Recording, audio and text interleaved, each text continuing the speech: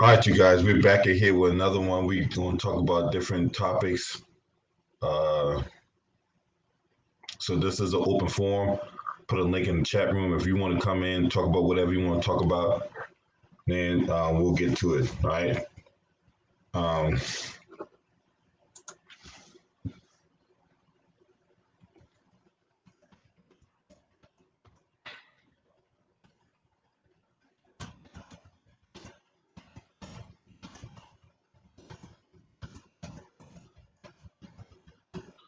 what's up, Pink Metal? Salute to you, my sister. For real. Good to see you. Hey, I might be stopping around your town here in the next couple months, so I'll let you know more details about that. But yeah, I'm definitely trying to come to the Windy City. But anywho, uh, I like to do these every once in a while. I haven't done one of these in a long time though. It's probably been like I don't know, about 4 or 5 months since I did an open forum.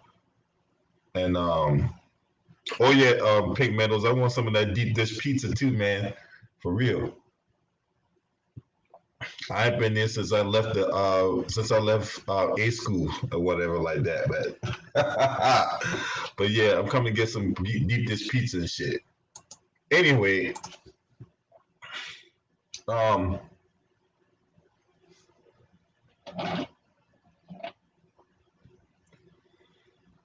where do I go?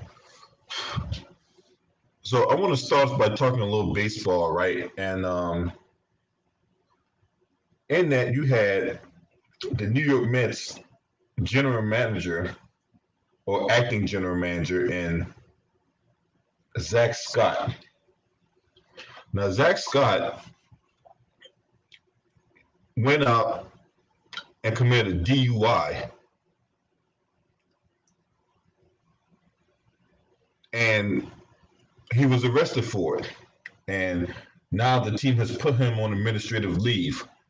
Um, Sandy Alderson has the team president has taken the reins as GM, whilst Zach Scott is on administrative leave. Um, he's pled not guilty to the charge. What's up, Tampa Supreme? Salute, bro. Or Harold's Chicken? Oh, I'm definitely going there. Pink, hey, I'm definitely going to Harold's Chickens. You can best believe, you can bank on that. That's for real. And oh man, deep dish pizza and chicken. Oh man. And I'm trying to find somewhere that got Wagyu ribeye. But where was I at? Oh yeah. So he's on administrative leave now, pending investigation and pending other situations and whatnot. But good chance that he does not come back. It's a good chance that what's his face does not come back. I think they're going to end up cleaning houses. No matter what happens at the end of the season or whatever like that. Now the Mets are about 5 games out of first place. From all likelihood, you have to win the division in the National League East to make the playoffs. Because spots are going to be tied up between the San Diego Padres, the Cincinnati Reds, St. Louis Cardinals, and what have you. So now, to the Mets' credit, they have won 5 games in a row. They have got back to 500, and that also during that time or before that time of the general manager getting himself into a DUI, you had Javi Baez, the newly acquired shortstop from the Chicago Cubs. He run around here talking like he booing the fans because the fans were booing him for his lackluster performance up to this point. And I just like, and that's just distasteful, man. The reason why they're booing you because you're not playing to your level of capability. Ask Ben Simmons. What's up, Tampa Supreme? What's going on, brother? Love your channel, man. I mean, I appreciate it, bro. You know what I'm saying? That is that Thundercats t-shirt in their picture? Nah, Buccaneers throwback. Oh, okay.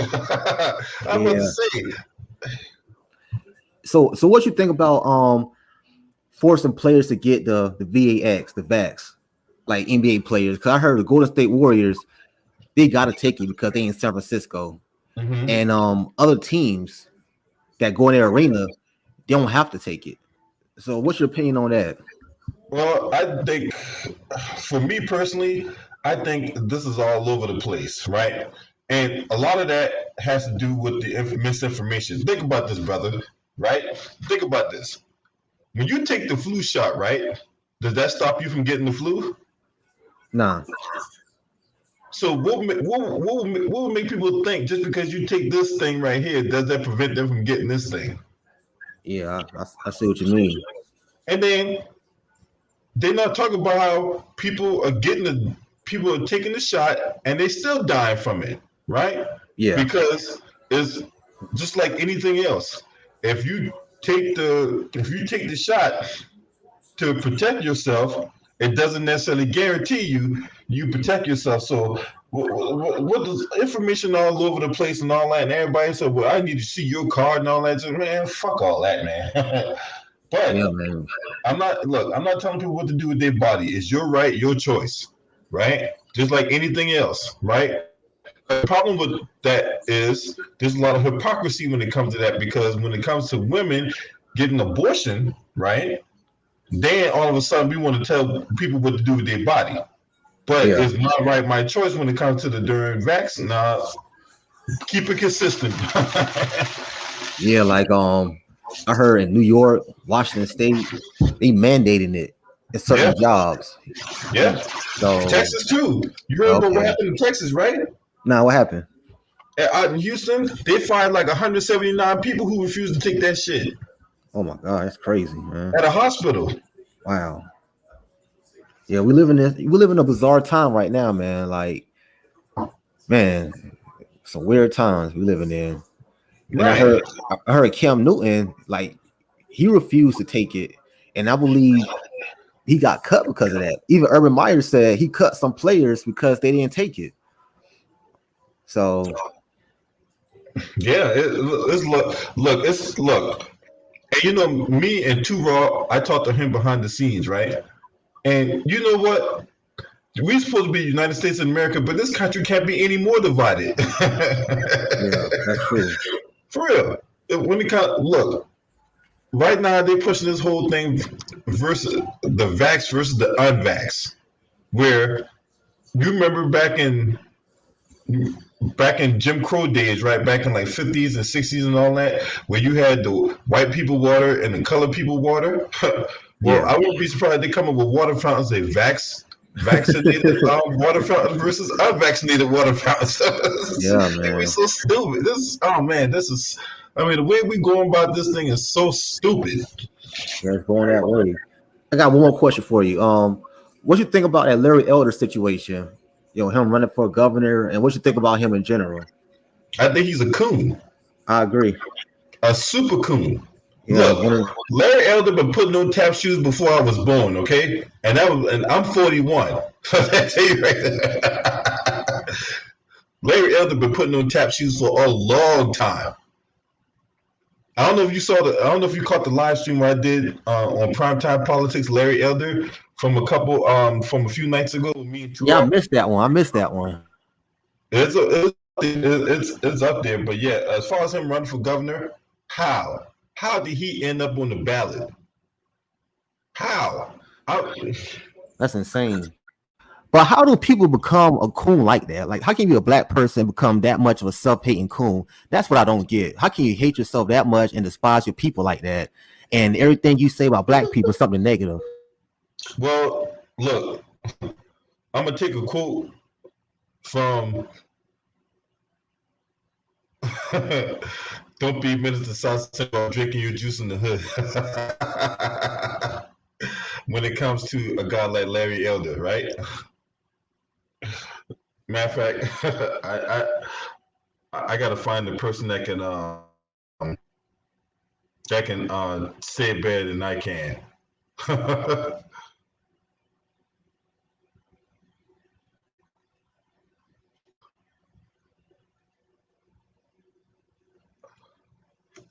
I found him.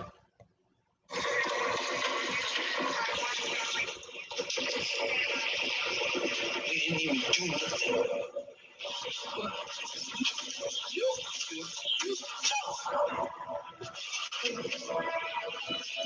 You look so tough now, little nigga. Hate you, black bastard. You stink. I hate your black skin. I hate your black pants. I hate black pepper. I hate black keys on the piano. I hate my gums because they black. I hate Whoopi Goldberg's lips. I hate the back of Forrest Whitaker's neck. Most of all, I hate that black ass Wesley Snipes.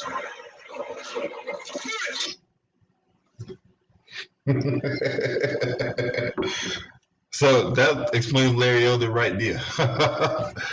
Look, that dude had no business being on no ballot or nothing. Okay, what does he offer tangible, right? What does he offer? And look, you notice that nobody in the Republican Party jump out their seat to back him. If anything, they jump out their seat to tear this man down. Look, I know we don't. This is what they're saying. Look, I don't like Gavin Newsom, but shit, he better than this motherfucker, right? But hey, salute to you for coming on the panel, man. I agree. It's good to chop it up with you. Feel free to come back anytime, bro. Feel free to come back anytime. If you want to come back on this one, I'll be on here for a while. So if you want to come back, hey, the link right there in the chat, man. Just come on in, right? But speaking of NBA, let's talk that a little bit, right? So DeAndre Jordan was traded from the Brooklyn Nets to the Detroit Pistons. This move was made because they didn't want to pay him all that money for they didn't want to eat that $47 million they had in the or remaining on his contract or whatever like that. So they traded him to the Detroit Pistons. Obviously, the Pistons in the youth movement, so they're gonna waive him, and he's gonna go back to LA, right? What's up, Eric Johnson? Salute, bro. So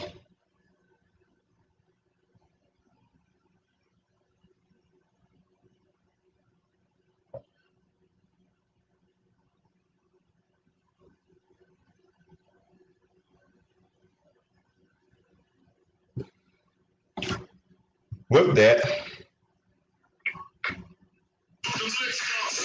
Cause I got my dick sucked and my balls lit. Think the game's mine. I'ma throw my name one more time. Check it. It's the NOGORIOUS. You just lay down slow. Recognize the real dawn when you see one. Sipping on blues in the house of blues. I'm going back to back to Cali. I'm going back to back to Cali. I'm going back to back to Cali.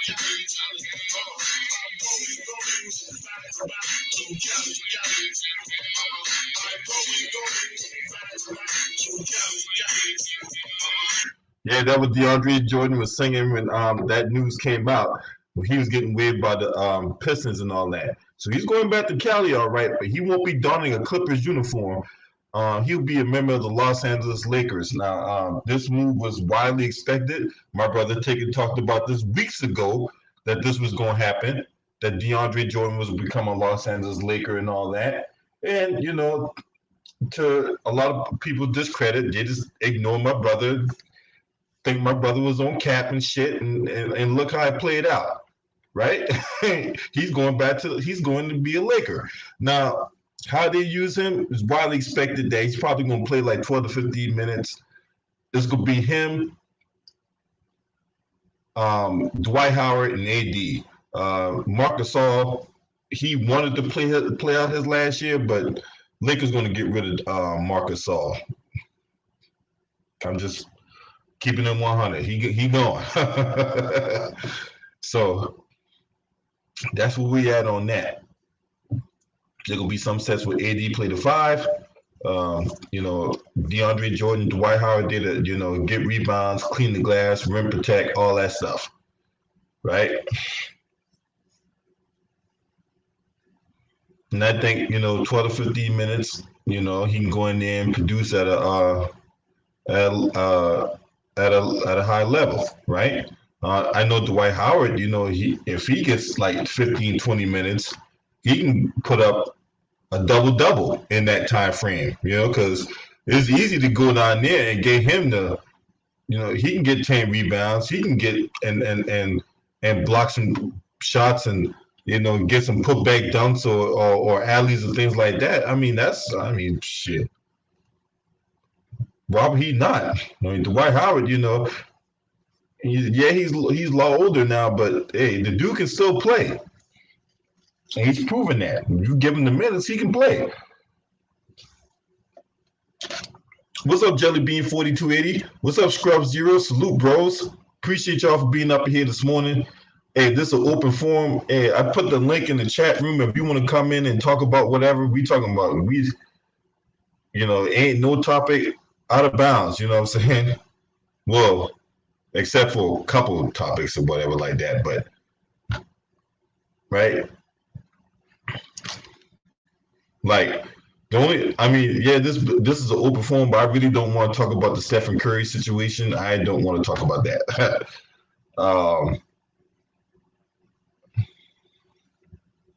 That shit just a complete mess was going on, right? But there's an element of that I do want to speak about, and this is the whole thing with Sonya Curry negotiating to become a cast member on the Real Housewives of Beverly Hills. Look,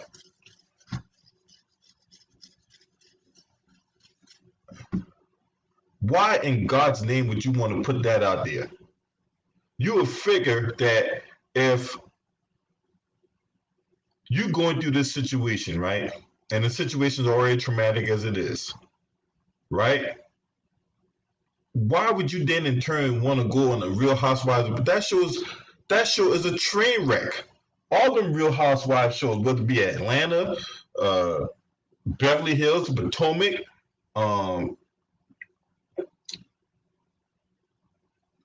that shit's just, man, I don't like that shit. I don't like it, right? But and when you go on a show like that, that show is nothing but drama. It's nothing but trash. You're sitting up there putting down people and all that. And there's a good probability. What's it not say she goes on that show and start leaking out the whole incident and all that, right? And another element that I would speak about, like, look, for Stephen Curry, in my opinion, right, you don't take sides when it comes to your parents. You don't.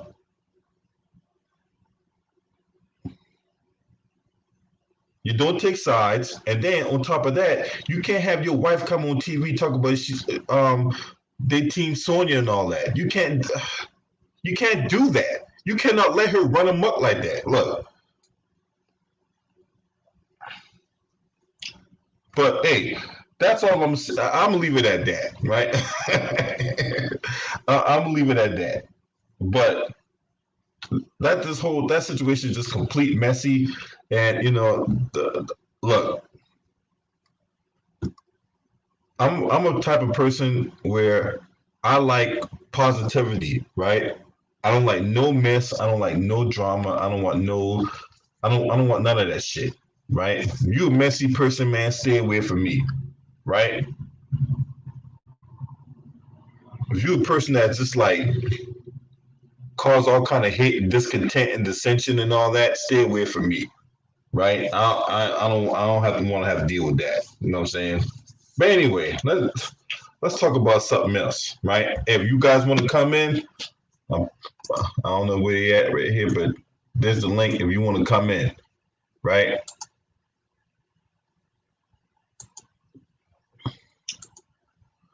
Let me see what else is going on.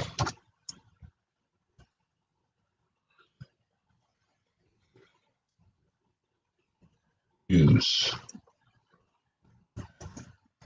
Well, rest in peace to speaking of which, the Real Housewives TV show. So Nene Leakes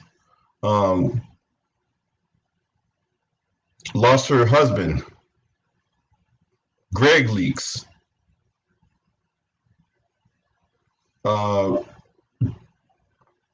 He passed away a couple days ago from colon cancer.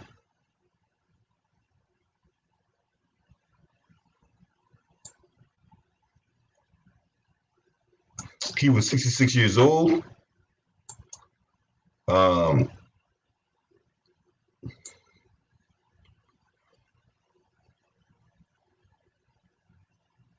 He was first diagnosed with the stage 3 colon cancer in 2018. He went through chemotherapy for 6 months. The next year, the cancer went into remission.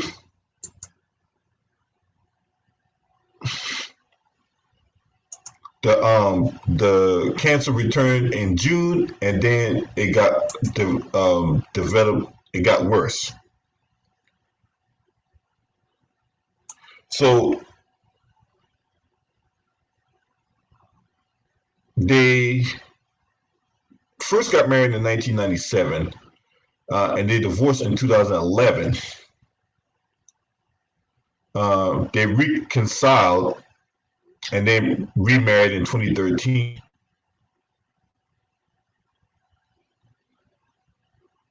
And so it was good that they reconciled and got remarried after the divorce and all that. And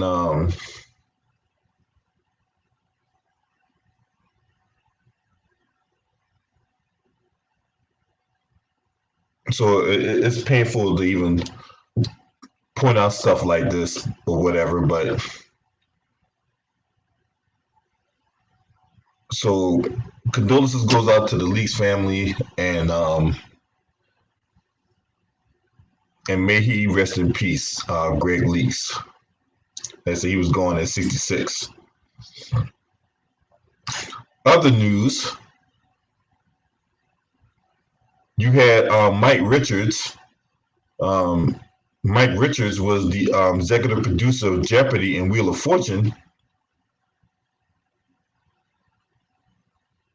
He was supposed to succeed Alex Trebek as host of Jeopardy, but he had to step down after some comments he made years past resurfaced.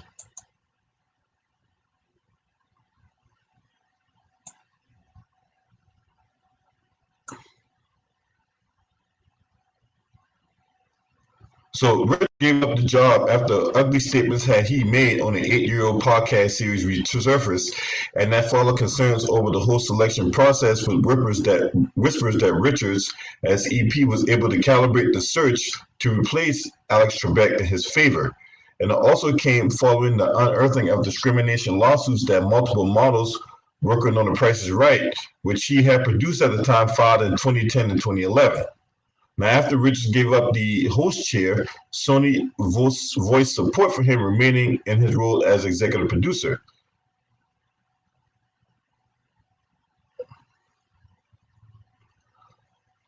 But morale has been low on both sides, even before the recent hosting debacle, and clearly the events of the past few weeks have made things untenable on the sets of both shows, but particularly Jeopardy! According to one insider, Wheel of Fortune staffers have felt completely in the dark in recent weeks as to what was happening and who was running the ship. The 5 episodes that Richards shot and his first and only day as Jeopardy permanent host was scheduled to start off the new season on September 13th. As of now, the new plan is to air those episodes even though he is no longer EP or the host. Richards took over as executive producer on both Wheel of Fortune and Jeopardy in 2020 after the exit of longtime producer Harry Freeman, who announced in August 2019 that he will be stepping down when his contract expired. Freeman had run Wheel of Fortune since 1995 and Jeopardy since 1997.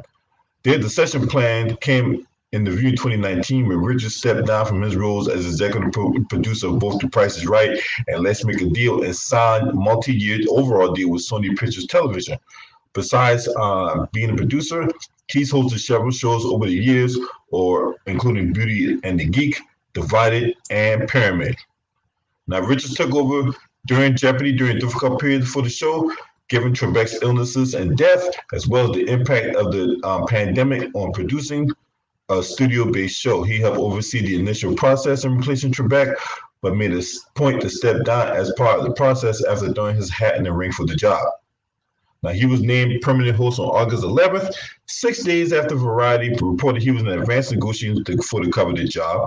Simultaneously, previous guest host Mayim Bialik was the host of Jeopardy primetime specials and the spin-off series, which she later tapped again to fill in as guest host on the daytime Jeopardy show following Richards' ouster as host.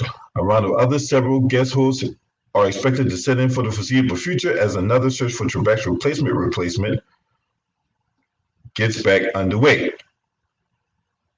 It is not believed that Davies is in line to permanently take over as EP of Jeopardy and Wheel of Fortune. He has his own thriving business and is based in New York, where he produces a wide variety of unscripted series like Millionaire and talk shows such as Watch What Happens Live. NBC Road is also wrapping up its stable of podcasts. Additionally, Davies is a soccer pundit through the Men in Blazers television show podcast and digital brand, which he co-hosts and runs with Roger Bennett. So that's what we have on that. So Mike Richards, he's out, completely out. And they need to go ahead and bring back LeVar Burton, right? Now, the man basically telling y'all he wants to host Jeopardy and all that, just making the host and call it there. You don't need to search the globe for all kinds of people and stuff like that. Give it to LeVar Burton. Shit. I support it.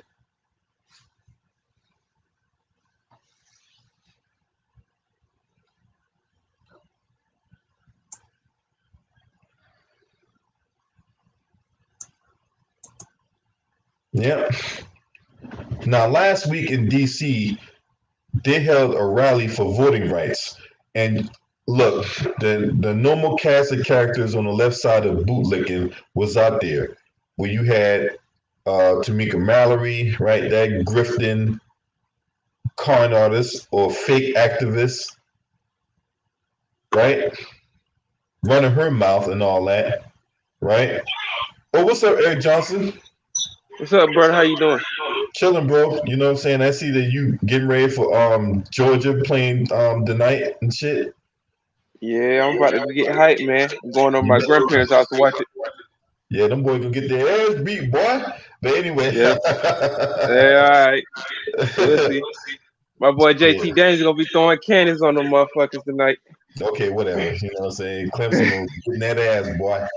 Anyway. Yeah, the ukulele gonna get his ass stomped out, but we gonna see what we're gonna do. It's gonna be a good game.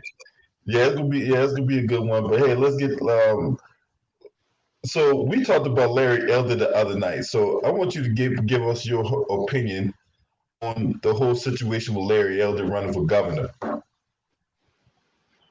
All I know, I don't know nothing about the nigga. I've been talking about the Herschel Walker trying to run for like the Georgia Senate down here, so I don't really know nothing about. Yeah. I forgot about that. My bad. Hey, yeah. Matter of fact, let's do go to that. So, now you notice all them top Republicans, all the damn top Republicans ain't jump out their seat to go get that mother for this dude, right? Yeah, they had bidding wars on that nigga. Like, we got to get this nigga in here immediately. So what's up with Herschel Walker? What he trying to do, man? From what I heard, he trying to run from Senator of Georgia. I thought he running for governor. Each whatever one it is bad, man. Cause you already know he's gonna be a fucking puppet. He gonna listen to what his white master saying shit. And I already know motherfuckers that's a Georgia fan, mostly white people. And you got a couple niggas out here down here will be voting for him just cause he did this and that at Georgia and shit. Like, man, me as a Georgia fan, I hate that this nigga got the all-time wrestling record. We got a nigga like that representing the legendary Georgia running backs down here. I hope somebody can beat this nigga's wrestling record one day and just get this nigga the fuck up out of here, man. Cause the way this dude been talking about the black community, talking about we don't need reparations, we don't need this, we don't need that.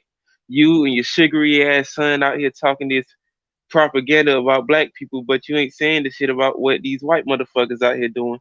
You ain't saying nothing about what they doing out here. You always on black people nuts and shit when motherfuckers is doing right. You always trying to do something to take the opposite away from the good people, you know. Just trying to get away from like what black people doing out here and what we trying to do to rebuild our community and shit. We can't have a nigga like Herschel Walker out here representing black people because they think they can pick just one black person to represent the whole entire race. Y'all don't do that with no Mexicans. Y'all definitely don't do that with Asians because they got different sectors of people that represent different sectors in their community. Why y'all can't do the same thing to black people? You gonna get a box head motherfucker like Herschel Walker out here talking this bullshit about why black people don't need reparations. Like you can't have nobody represent the state of Georgia like that because everybody knows the state of Georgia is still gonna be ran by a bunch of redneck motherfuckers and shit. And he just gonna be the spokesperson, you know, the old good old boy that they can give like a good tap on the head and shit, you know. And he can be serving them chicken to white folks. Yeah, serving that non-seasoned chicken and shit, serving that Cane's chicken, motherfucker. We know some of you motherfuckers don't like y'all chicken seasoning and shit. So I don't know, man. This dude out here it's too many of these coons out here that's trying to get in high positions and shit. You got Reverend Warnow, you had him out here. Now you got this nigga out here running for Senate. So I don't know, man. I just say to black people out here, do not vote for this motherfucker. He ain't the answer. I mean, anybody can be the senator right about now. Anybody can be president of the United States right now, the way the country's running. So, I mean, they just pick anybody in these high powerful positions that don't have the qualifications nor the skills to do anything. All right, speaking of one, let's jump off this coon and go to the other coon in Terry Crews. Now, Terry Crews, you know, once again, putting on his tap shoes, talking about how he don't mind not being invited to the cookout, right? You know, That nigga look, cookout card been burnt. Terry Crews has responded to the criticism he received over his recent comments about being uninvited to the cookout. Now, the Brooklyn Nine-Nine actor shared a tweet he was seemingly referenced cult leader Jim Jones, who's known for a 1978 mass murder suicide following a cyanide-laced flavor aid. The best thing about being uninvited to the cookout is you never drank the Kool-Aid.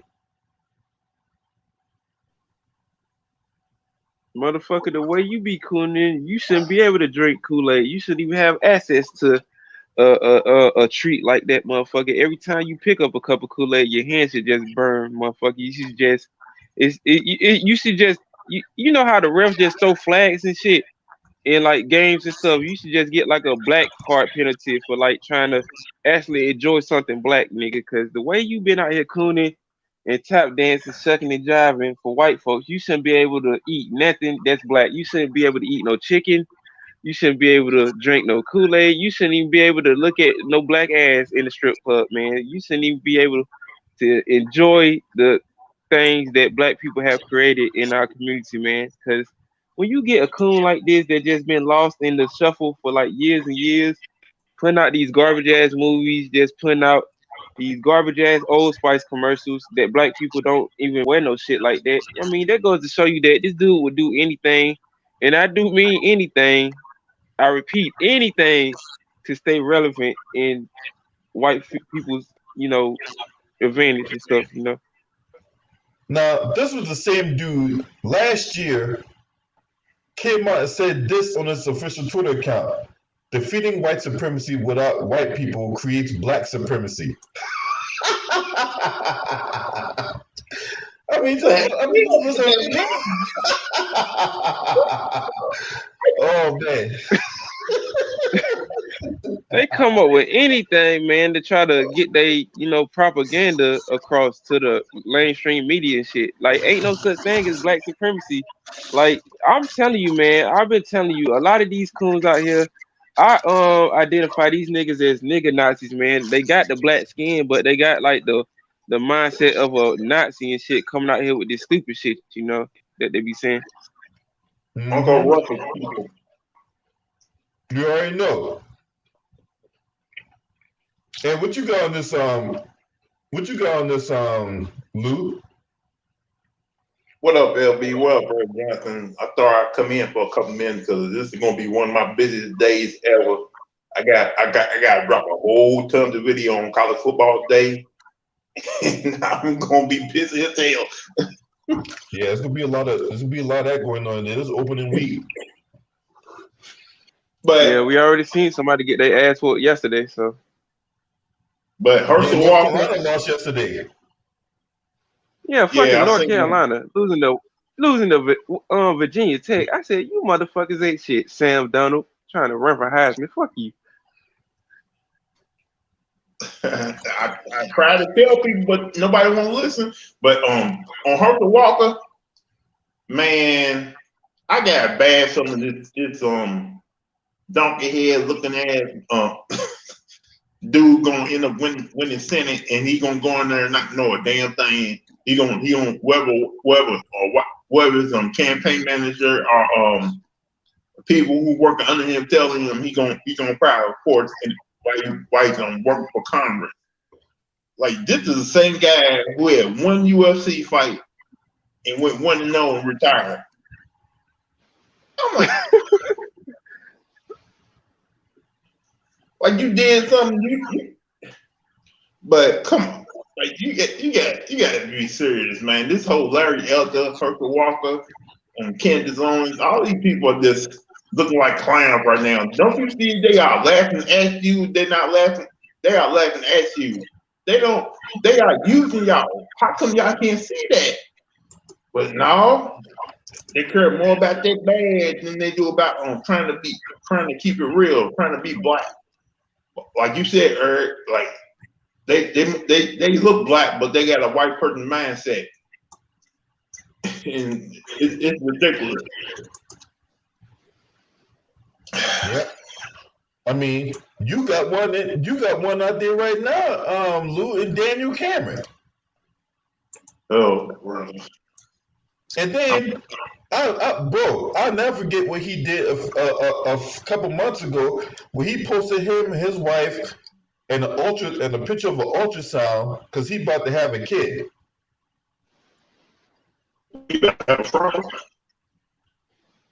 Huh? Wait, he about to have a frog because I know that I know they're gonna have a kid and big old lips. He about to have a kid, man. Daniel Cameron about to have a kid, but my thing is, he allowed those police officers that killed Breonna Taylor to rob Breonna Taylor of her justice and all that. She can't have a kid. She can't come back.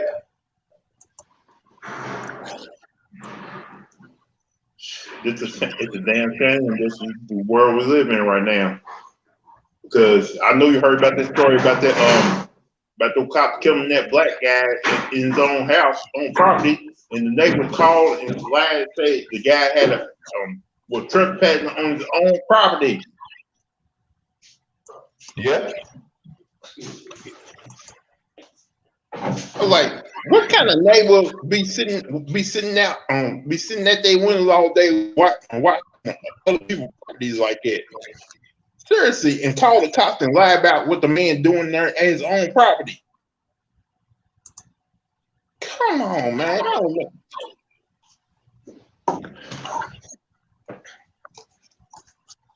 Like Yeah, I remember that. at least we got some good news. Some of those cops got charged and killing that one boy. Not only the cops Yeah. got charged, the paramedic got charged too. Who? The cops and paramedics got charged killing that kid. Oh, you talking about the Mount Arbery? Yeah. Oh yeah, I talked about that a couple of days ago. Matter of fact, I talked about that. It was yesterday I talked about that. And plus, I just got some breaking news a couple minutes ago, LB. Lane Kiffin had tested positive for COVID-19. Lane Kiffin? Yeah. Yeah, don't forget, after Dale Hoyle had to cancel his fight because he tested positive. He acted like he was on death bed the other day. Yeah. Shout out to Blue Butt on Blue Sports on TV, man. That brother, he knows his boxing. Yeah, actually somebody I just got the alert just now. He won't travel with the team to Atlanta for his season opener against Louisville on Monday. Man, that team's gonna be motivated to be my team now.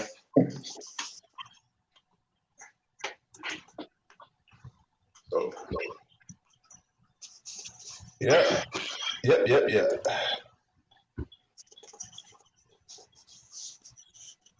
if plus I also saw some I was watching CNN the other night. Man, did you see it? Did you see that video of that guy using his bed just to paddle along try to wrestle people?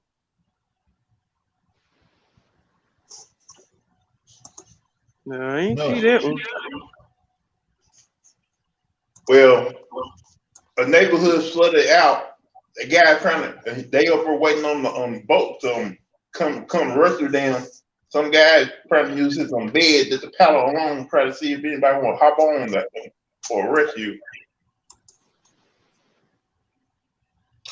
I did not know that.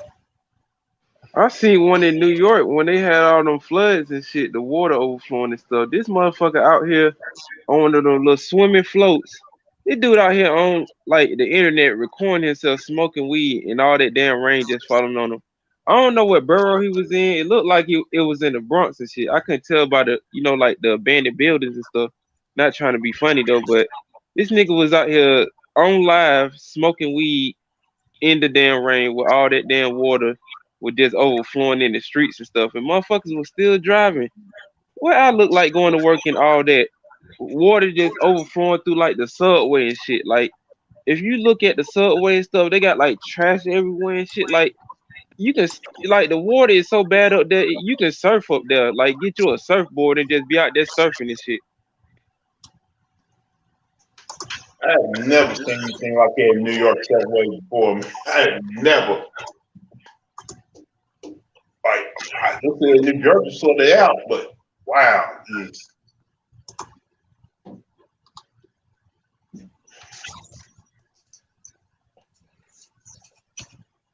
anybody talk to James? Anybody talk to James? Maybe might sweep all them rats away. Yeah, they gotta sweep all them Takasis away and shit. They gotta flood them motherfuckers out, They got too many Takasis up there and shit. This might be a perfect time to flood all them Takasis out and shit. I don't call them rats no more. I just call them Takasis because shit, the way this motherfucker out here just talking stupid and shit, talking like he the biggest, baddest gangster since Nicky Buns and Frank Lucas and the other dudes back in the day. He just out here just. I'm talking about the snitch, not the snitch 9 dude. Snitch 9. Man, Yeah, he out him. here talking all this gangster shit. Him and Whack 100. He out here talking all this dumb shit. Crazy, man. Yeah. Fuck him. I forgot the movie came out the other day. The movie? I forgot Candyman and the new Marvel movie came out yesterday. Oh, Shang-Chi. Shang-Chi, Yeah, Legend of the Ten Rings. yeah. I've been meaning to watch that new Candyman, see if it's gonna be good, but I haven't watched it yet. I need to As go long as they watch don't come that out with too. no more fucking Fast and the Furious movies, I'm tired of seeing them motherfuckers. I stopped at the Tokyo Drift. I said, y'all niggas just Well, going well, overboard well, now. well. Next year they're supposed to be coming out with a two-parter at the final set, part 1 and part 2, and The Rock supposed to be coming back. So I'm just ready for that Batman stuff.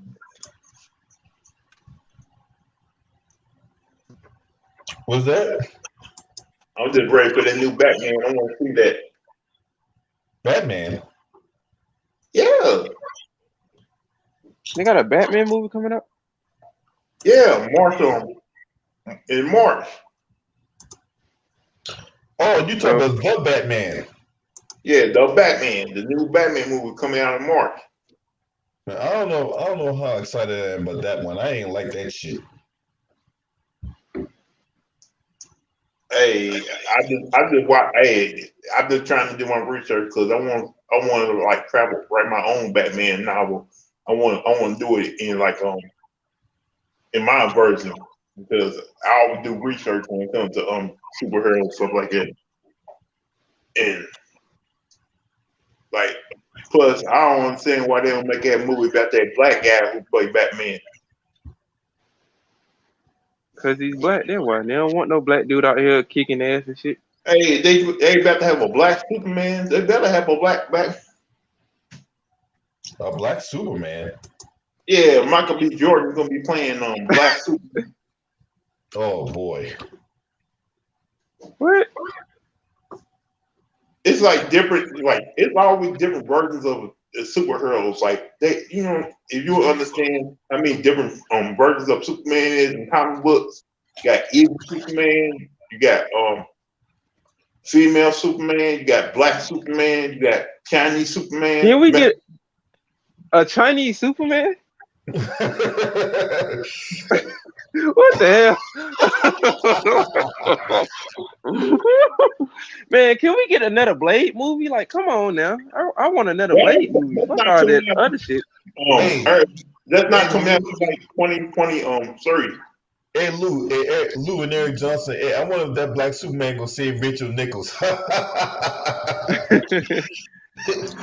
No, how these motherfucker write comics? He'll be out here saving all the white women. He'll just be leaving the black women in distress. You know how the African dude was doing on Dopeville Minutes while drinking your juice in society?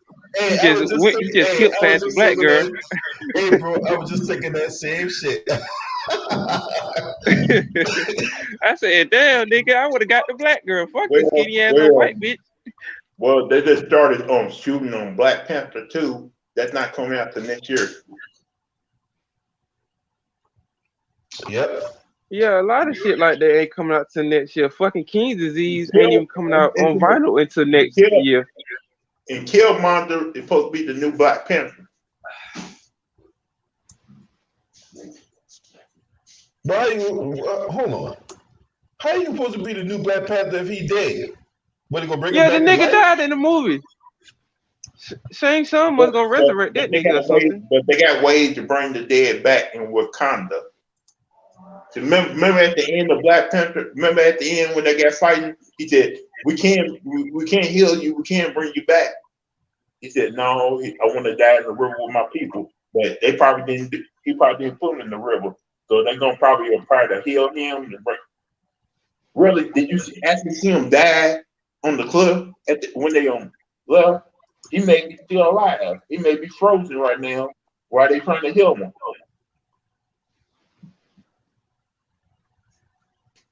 Because you never saw them throw him in the river.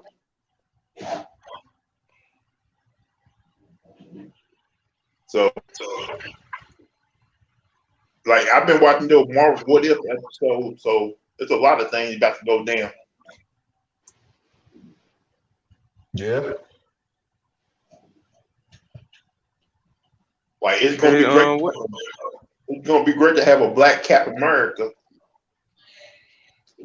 Okay, come on now. No, man. No, Why we the gotta play? Why, Falcon. man, that nigga don't need to play no damn Captain America.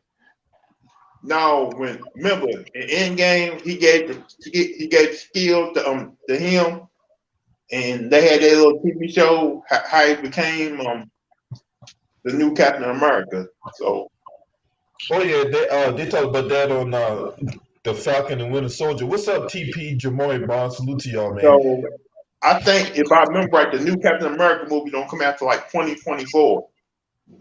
We're gonna have a new motherfucking who can play is it gonna be a reboot? You can say like if you watch a TV show, it's like his origin story, how he became Captain America. So it ain't gonna be like a reboot. It's already like a continuation.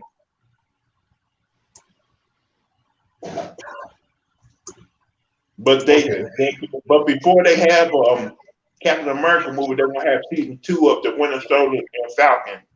Just like they're gonna have season 2 of WandaVision, season 2 of Loki. All I want to see is Snowfall and Mayans come back. I ain't really been paying attention to no fucking Marvel TV shows. I'm just waiting for Snowfall to come back. Yeah, they have. Man. Yeah, I'm waiting for that too, Eric Johnson. I want to see what I want to see that crazy crackhead girl come back. Oh yeah, Wanda back. She been helping Franklin and shit. She was helping him in season 3 and stuff. I'm talking about the one who tried to kill him. The one who shot him, then walked out the door. And you never saw her again. Oh yeah, we seen him. You talking about Mel? She was in the church, and I think he told her that he killed her. He killed her dad and shit. He just walked out and dropped the cane. Like I was like, oh shit. He started walking like straight now.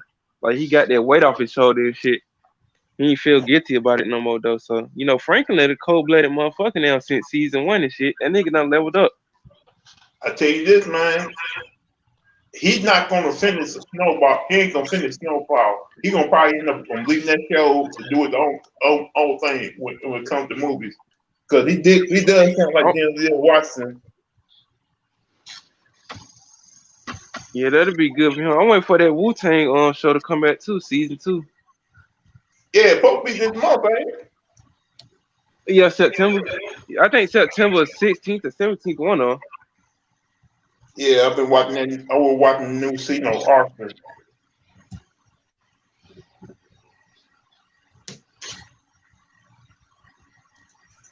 Yeah, Fox. Yeah, Fox is coming out with a show with nothing but coons on there.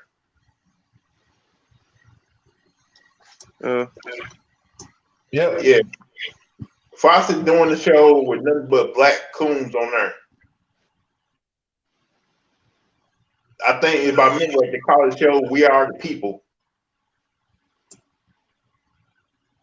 Yep. We are the raccoons. And the funny thing about that is, I bet the show gonna be on for like 6 or 7 years because it's gonna be people watching that bullshit. Ain't gonna be me. Yeah, they do have stupid ass shows like that out here. They still running fucking Teen Mom seasons. These bitches like 35 years old talking about they OGs and shit. Like if you don't sit your old ass down, Teen Mom OG. Like come on now. We seen you motherfuckers when y'all was young, and now you 35 years old with 8 kids. Like come on now. Yeah. What do you think about the new Drake album that came out yesterday? Man, that shit. Man, I don't want to talk about this shit. I don't want to talk about him or Kanye West with his crazy ass. I'm still fucking with King's Disease, and I don't know, man. I still waiting for a lot of other artists to come out. Basically, Drake done made a strip club album. That fucking track with Future, that "Sexy on Me" shit. That I don't know what the hell this dude be thinking, man. Like to be talking about some Kanye West, but you out here sipping over strippers and shit. You out here fucking with IG models and stuff, man. This dude, like, I get you heard that song Kanye West came out with Jay-Z called Jill. I'm like, what the hell is this? That album basically a compilation album with all those features on there. But basically it's like throwaway tracks from like Jesus is King, because it basically sounds like some songs that'll be on Jesus is King and shit. And like the last album I really like from him is Graduation. I ain't really been paying attention to that nigga like that. And I ain't really sat down and like listened to like a whole Drake album, but like the shit I listened to yesterday, I was not entertained. But you gonna have a lot of these Drake nut huggers out here talking about it's album of the year, is this, is that. Like I'm not entertained by neither of those niggas out here. Like the person Like I I want to told hear you, is like yeah, I told the people, person I want to hear is Kendrick. when Kanye got with Kim Kardashian, he wasn't the same. He was not the same. Like his first 4 albums, it was all right to me, but after that, it's like, what the hell happened to you, bro?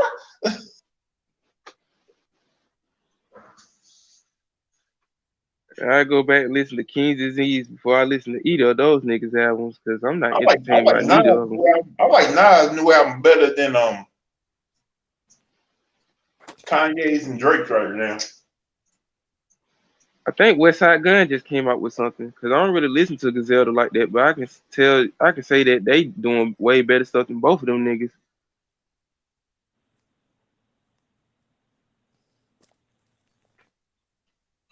I knew this. What's up, man? Yeah, that Kanye West album, doo-doo. They don't got no album cover, nigga. How you gonna have an album without no album cover? Like this shit just basically black. Like, come on now. Me and Drake album cover, like He's doing that same shit Jay-Z did. Remember we came out with the album cover with all black? Yeah. Black album, yeah, he stole that shit. He stole that shit from Biggie, because Biggie Smalls was supposed to come out with an album like that too. Talking about the black album. I'd rather listen to that than either of those niggas' albums. Drake album cover just a generic pregnant emoji with like different motherfuckers pregnant and shit. So that goes to show you that this nigga out here just basically a simping over these Instagram whores and shit. He's the type of person that's trying to catch up with like how many kids, like people like Nick Cannon got, NBA YoungBoy, niggas like that have a shit ton of kids and stuff. Like, I mean, when you listen to his album, it basically sounds like he's sipping over strippers and Instagram models and stuff. I can't really take him serious and shit. I can't take him serious as an MC. The reason why Nick Cannon had so many kids, because he thought he was gonna be dead by now. Because he is sick.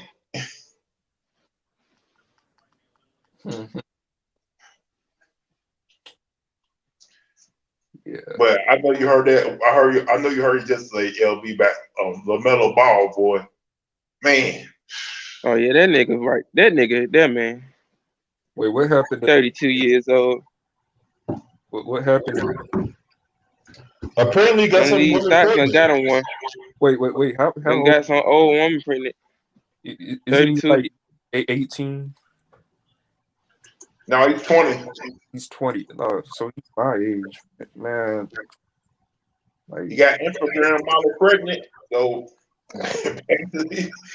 I'm like, oh my god. Oh, They about to drain that nigga. man.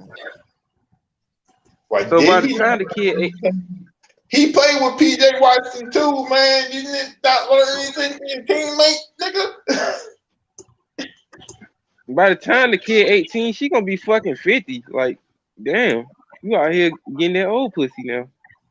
and I can't tell how I can't tell by how these dudes be looking at these women, and y'all know what they're about. So when y'all be getting them pregnant and shit, you can't get mad. So you already know what these bitches be about on Instagram, showing their ass and titties and stuff. That's to show you that you got to be on your A game, and you can't be around women like that, because you already know what they're gonna do. So you can't just be getting mad about them. Yeah, Bobo did the same damn thing. Hey, if you notice, both of them on the Charlotte Hornets. Yeah. Yeah. Mm-hmm.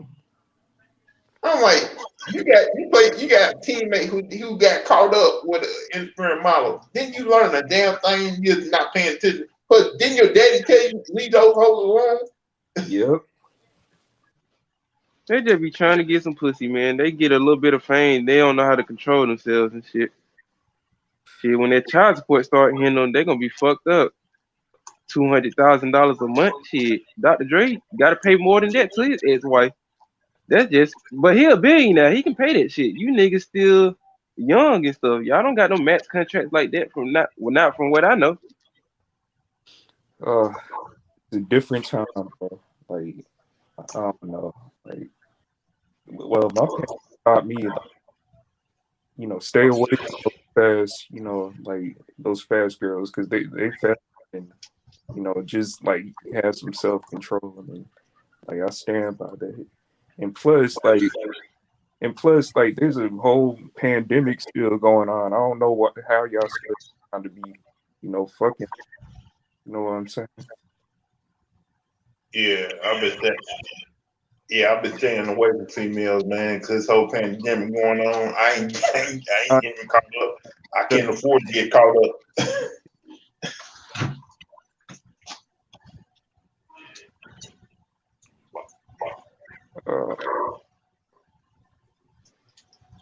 Like we gotta do like we all gotta do better than this, man. We gotta do better, man. We can't keep on getting caught up. Like we gotta teach these young boys better than this.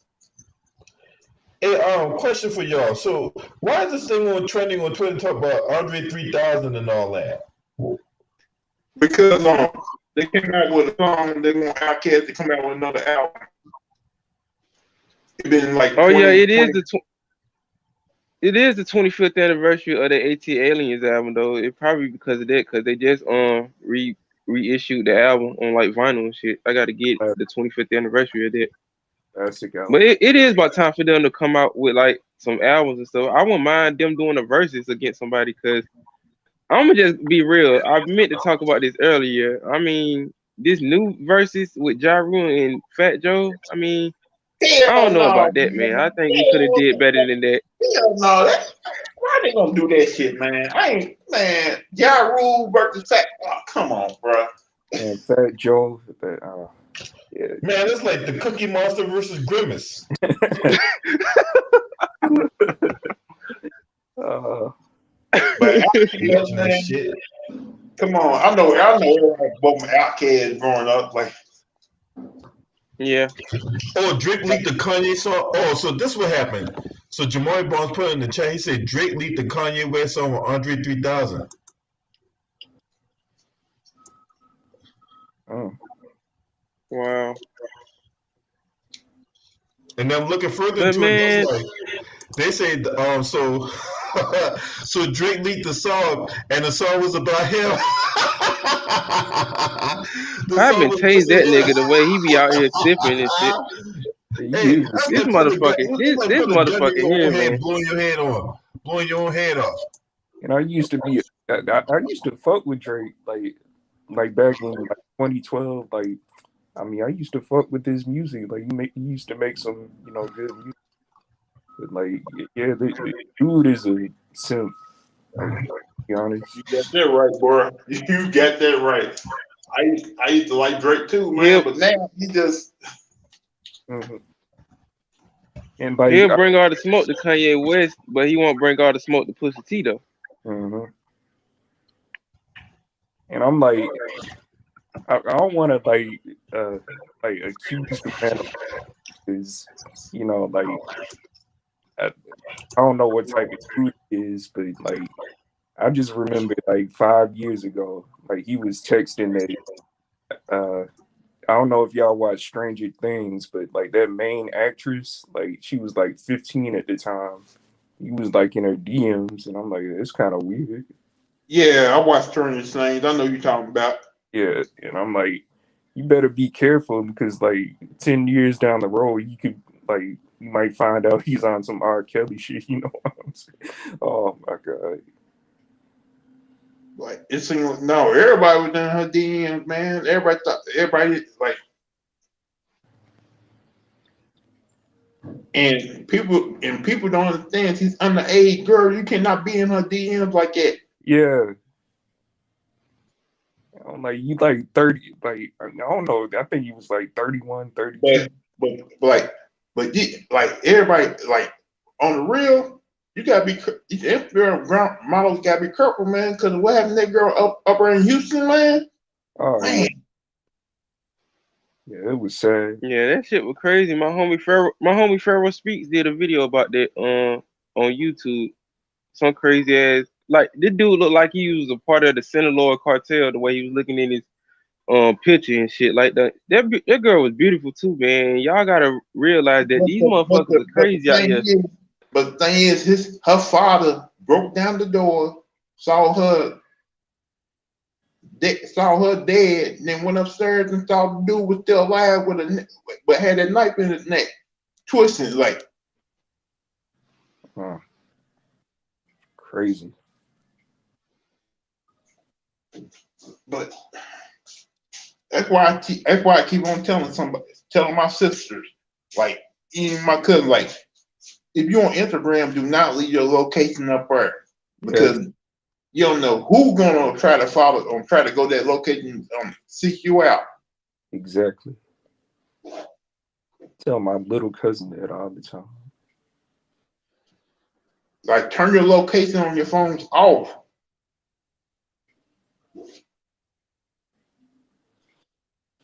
And be aware of your surroundings. Yes. Even if you have a UPS driver at your door, because I know y'all saw the video that guy faking like he's UPS and him and his crew got it broke in their house and basically terrorized their family. Yeah. Hell, this past on Wednesday night, a UPS driver got shot in the head. And nobody, like, they didn't rob him, they didn't take the package off the truck, they just shot him and ran.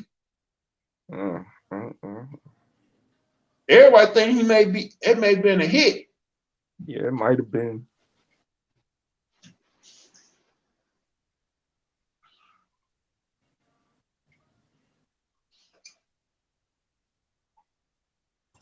There ain't nothing but a hit. Hey, what's up, Matt Moses? Trey Knights. Hey man, Trey, come on in, bro. I ain't talked to you in a minute. Come on in, Trey. Salute to the homie, Trey Vaughn in the building. Yeah, man. That shit crazy, man. What's going on right now, man? That's some scary shit. And you know these cops out here still killing black people and shit. But let's see who the man, who that dumbass bitch? Oh yeah, Lauren Bolt. Now I want to talk. Hey, what's up, Trey? What's going on with the LB, man? Chilling, bro. You know what I'm saying? I ain't talked to you in a minute, man. How you holding up? Oh man, I've been holding up good, man. I've been out here trying to keep myself busy, man. That's why I ain't been on nobody. I ain't been on Ticket. I ain't been. Like I've been listening. I've been listening though to y'all. I just ain't been able to jump West. in. Yeah, hey, man. Hold on a second, Lou. What will you say, Trey?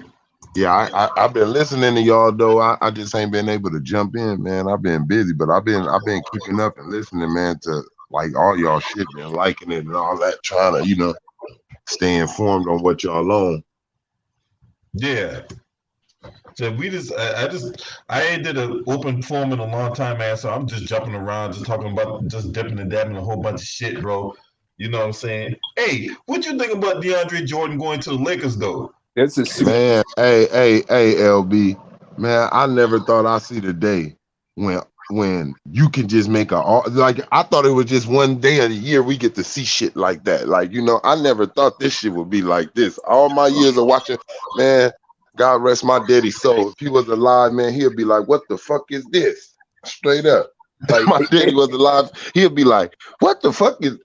What this nigga? I don't care what nobody say. I'm not just blaming it. I'm just saying who's first, man. Damn, that's like Michael Jordan. That's why nobody will ever top Michael Jordan, because it's something about being first. Shit. It's like no president will ever be better than George Washington because you're the first. Like, it's a difference. Yeah, I see what you're saying. Like, hold on. I'm gonna bounce right back in. I ain't gonna get off, but hold on.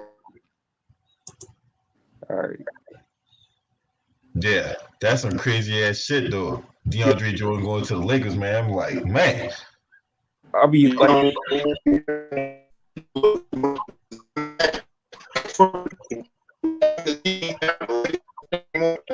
players like they both this right now. Lakers and Nets are doing way too much right now, man. but my thing is this: like, how much help do these niggas need? Like, to win, all you need is like one superstar and like one other all-star. Like it's been done before. Like, you don't need all these super teams to win.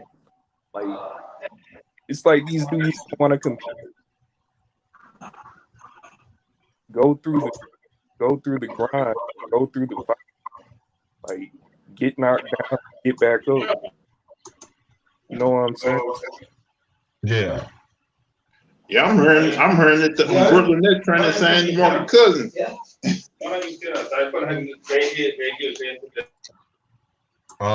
That one, I don't know.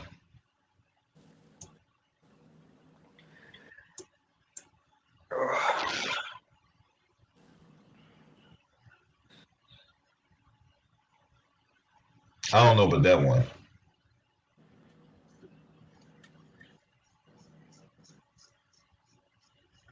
All I know is if any of them, I don't want to hear.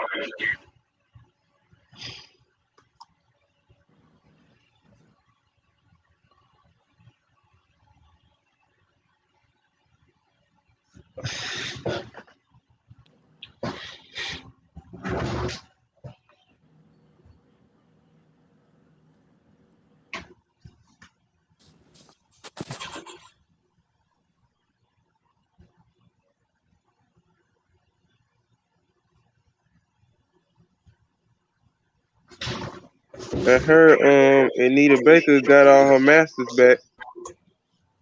But that's good. That goes to show you that don't give up for fighting over your masters and stuff. You as an artist is especially the older artists from like like the 80s and 70s and like further beyond that gave us like classic music. And when they doing these contracts, they really need to show their appreciation to these artists, especially artists of this generation that actually bringing us classic music. Y'all need to show y'all appreciation, because the record companies are not like they used to be. Some of them like used to work with their artists and stuff and give y'all, like a concept of their music and like different thoughts of their albums and stuff. Like it's not a lot of companies out there no more because they've been oversaturated. And some of these older artists, I don't want them to give up on them owning their music, because and especially like in the hip hop genre, because I think I don't know if it was a Tribe Called Quest or I forgot what other group they just got their masters back too from Tommy Boy Records. I forgot their damn name and shit. De La Soul. Yeah, De La Soul. Yeah, they De La finally Soul got with they Tommy Boy. Yeah. What's up, Scrub Zero, man? This your first time on here. What's up, man? What you got on your mind? Salute everyone. Yeah, this is my first time. I've been listening to you for a bit though, LB. Like what I hear. Can't always catch everything because I'm following you, Ticket, and so many other people. Got real life, but I try to catch what I can, and I do appreciate you doing what you do. Hey, man, thank you, man. You know what I'm saying? Hey. A lot of people say it's difficult coming on YouTube and start talking and all that, but me, I think it's easy to come on YouTube and start talking and all that. It takes me out of, it takes my mind off to shine on my own personal life. Now, sometimes I put my personal life on here, but a lot of times, my personal life ain't for public consumption. So, but it's easy to come here and start talking shit, you know what I'm saying? Especially when you got a lot of these bammers and coons and suck ups and sellouts out here, you know what I'm saying?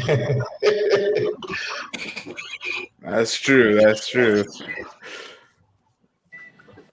For real, them dudes out here, man, you know what I'm saying? I just open up the forum, man, because I talk some mainly sports and politics and all that. So today I just like, we'll just see where this go at, because I just want to talk about whatever, you know what I'm saying?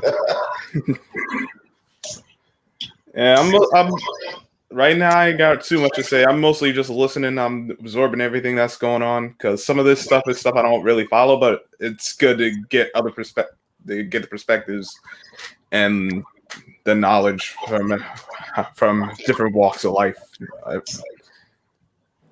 Yeah. And so you watch basketball, right? Yeah. All right. So what do you think about DeAndre Jordan going to the Lakers and all that? It's if they let him play, he could give you a little something. I don't know if he's going to play. I see how the Lakers are stacking up thanks to one LeBron James. Oh, I'm tired of LeBron.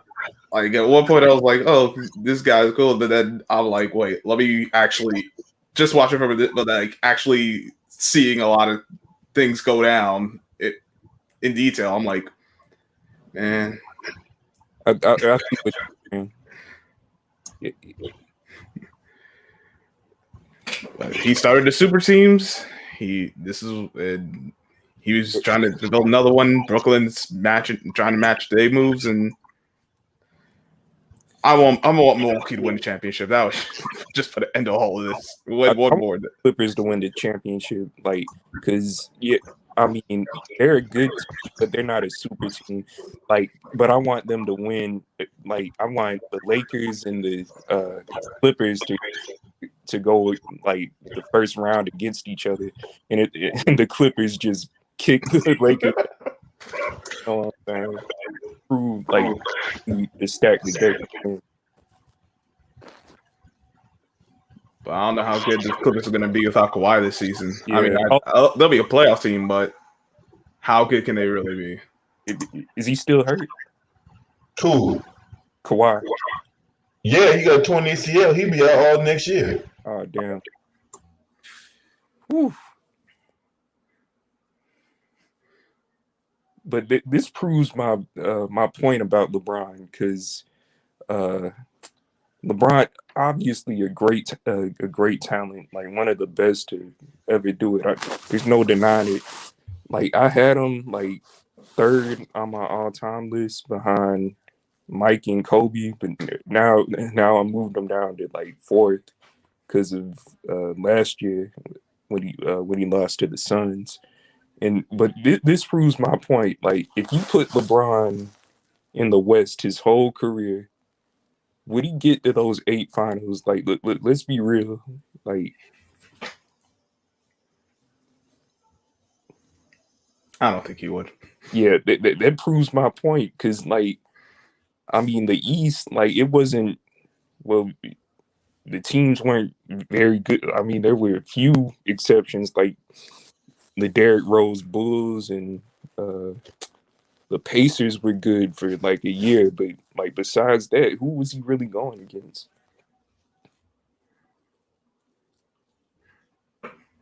And then when you face the teams in the finals that are, you know, as talented as you, then I mean it is what it is.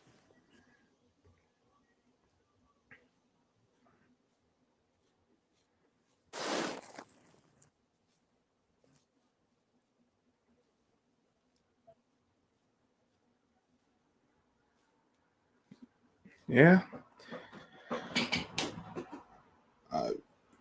I mean, from what I've seen of LeBron, he has to play a certain way.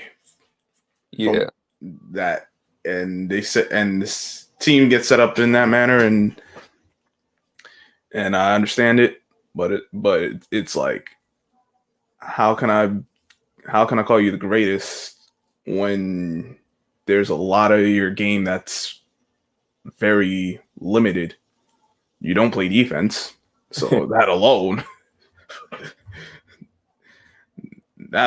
just makes me question how, like, I can't say you're the greatest for that. And then like he's very streaky with his jump shot. When he's hitting, he's fine, but when he's not, yeah, it's kind of, you know, floppy. Yeah, I agree with that. He doesn't want to play in the post either. Yeah. Which I mean, he did in Miami a little bit, but that's because, Pat Riley and Spoelstra, I mean, like, he played in a semi-system. Like, I mean, it was still his system, but, like, it was still, a system he had to adjust to, kind of. Yeah. Like, ever since then, like, 2013, he stopped playing defense. He stopped playing in the post. He took like way more threes. Like, I don't know why. Like, you need to go to the rim. Like, I mean, I know he's older, but like, you just need to like develop a post game. And his footwork, like, I'm sorry, like, I'm not trying to like bash the man, but like, it's just what I see. You know what I'm saying? I'm not trying to be mean, but like, watching the games, like, Man, he a grown man. He'll be fine. I know, but like, when I say that, when I say that, some people like from out of nowhere come in full force, like, oh, you just hating, oh, you hating. Like, I used to be a fan of this nigga. Like, Kobe was my favorite player, but like, LeBron was my second favorite because I like I ain't ever seen someone that, well, besides Shaq, like that, athletic and all that God-given talent. Like, because I used to be a fan, like, but like, it was either 2017 or 2018. No, it was 2018 after the finals when he lost, and I'm like, okay, when you lose, you usually like it's okay to lose, like, you know what I'm saying? But like when he did that press conference and he had that cast on his hand, and I'm like, oh my God. And I'm like, I saw right through it. But people didn't, oh, you just hating. I'm like, dude, you lost. And I'm like, your hand was not broken. And I'm like, but they want to say, oh, he played with a broken hand. And I'm like, oh my God. If he Kobe, played, no, sorry to cut you off. I was just saying, if he was oh, really no. playing with a broken hand, then it would have. Someone would have noticed that a lot sooner. It would have been notable way earlier than it was. Mm-hmm. And I hate to bring it back to Kobe, but like Kobe in 2010, he had a fucking broken index finger, bone spurs. Like, he got hurt. People forget he got hurt halfway through the season. And you know what he did? He's like, all right, I'm gonna learn to shoot with my non-dominant hand, which is his left hand. And like, yeah, his field goal percentage went, down because, he wasn't used to shooting that way. But like, he adjusted his game to win, and he didn't mention it until like after they won the championship. That's greatness there. But people want to shit on him like, oh, he shot 6 for 24 in Game 7 in the finals. Man, people forget how good he was playing that season. He could have won MVP. He probably should have won MVP. He should have won MVP, but then he got hurt, and then like, but he didn't complain. He didn't bitch. He didn't say, "Oh, I was playing with bone spurt." He didn't sit out again. Like, I heard in an interview, he could barely fucking walk some of those games. So to shit on him for his poor shooting performance in game set. See, they don't use any context with it, like, because everyone that game had a bad shooting rate, and they're like, "Oh, Pau Gasol deserved Finals MVP," and I'm like, no. Like, if you watch that full series, Kobe was the best player, and I'm like, Pau Gasol, he was probably the Finals MVP of Game 7, but people forget Kobe had 15 fucking rebounds. That's it. When it's people they like, they'll make every excuse under the sun. They'll look for any little thing that could be used in context, as they would say, what they'll use. But when they don't like, they don't bring none of that up. They just pile on him. It's like, yo, bro, do you not see the way he was working with? Mm-hmm. And then this ain't the random trolls on YouTube. This is an actual player. Like he sucked anyway, but Richard Jefferson, like he needs to shut his mouth because I watched the interview. Like I don't know what it's called, but like I think it's uninterrupted or some shit. He was talking to Robert Horry and about the Kobe and Shaq dynasty, and like he was saying, oh, Shaq was so dominant. I'm like, Shaq was dominant. Shaq was a beast, but like he basically was downplaying Kobe, and like he talked about 04 and Robert Horry's face. He's like, oh, Kobe was trying to win Finals MVP in 04, and like Robert Horry gave him that look, and he looked kind of like pushy, because man, people just need to stop shitting on Kobe, bro. Like the man is no longer with us. Y'all still trying to downplay this man's career. Because people feel like I could talk about Kobe and how great he was. I don't have to take no one else down for it. That's but the thing. Like I'm a fan of Kobe. Like I don't shit on his teammates. I always give Pau Gasol praise because they don't win the championship without him. We don't win the championship without Shaq or Robert Horry or Derek Fisher. I'm like, but here's the thing. Kobe, like when they won, it was always we win together, we lose together. Yet he wasn't perfect. Like he had, I mean, it took him time to develop into, a true leader because like you got to remember, like he came in out of high school, like he thought he knew everything, but like it's called maturity.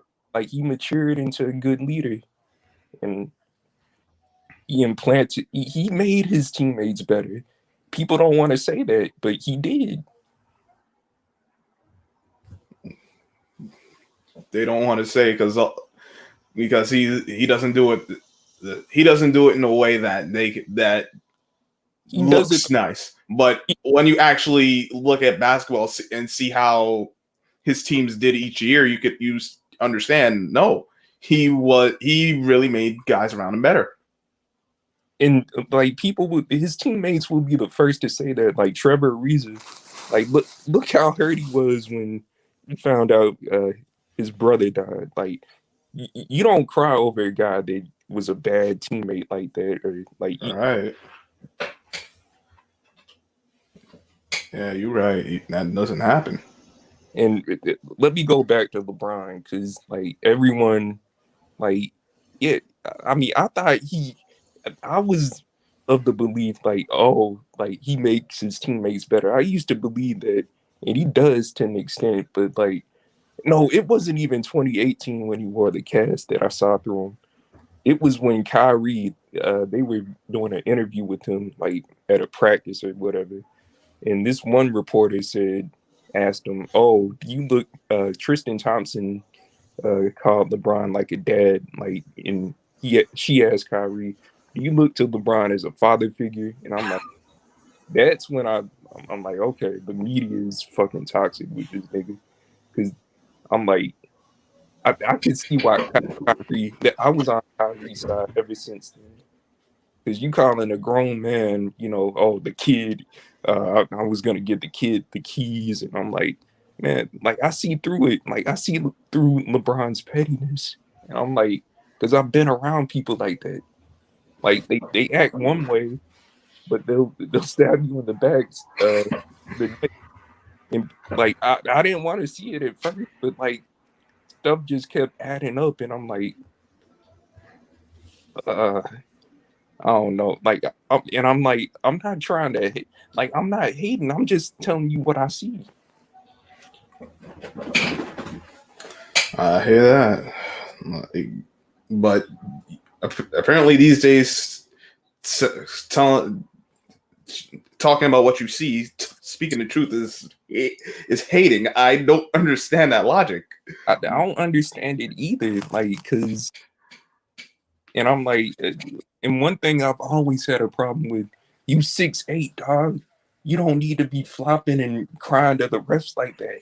Like, use your fucking power and your fucking athleticism I'm like, I never seen I never seen Shaq do something like that. I never seen Kobe flop like that. I never seen AI. AI is 6. He's a whole. I don't even think he's 6 feet. I think he's like 5'9", 5'10". He's more mentally tough than LeBron ever was.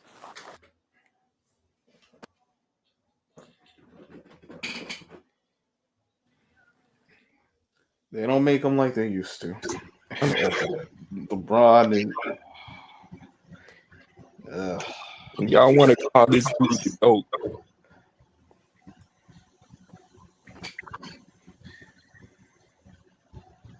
yeah, he keeps bashing his head against the gate and he can't get out. Mm-hmm. That's the kind of GOAT he is. And you don't understand where I'm coming from. I used to be a fan of this nigga. Like, so it just didn't come out of nowhere. Like, I wasn't just, because 2018, I was like way against KD. I'm like, okay, if LeBron wins this, like, I might have to Mike, you know, but he kept coming up.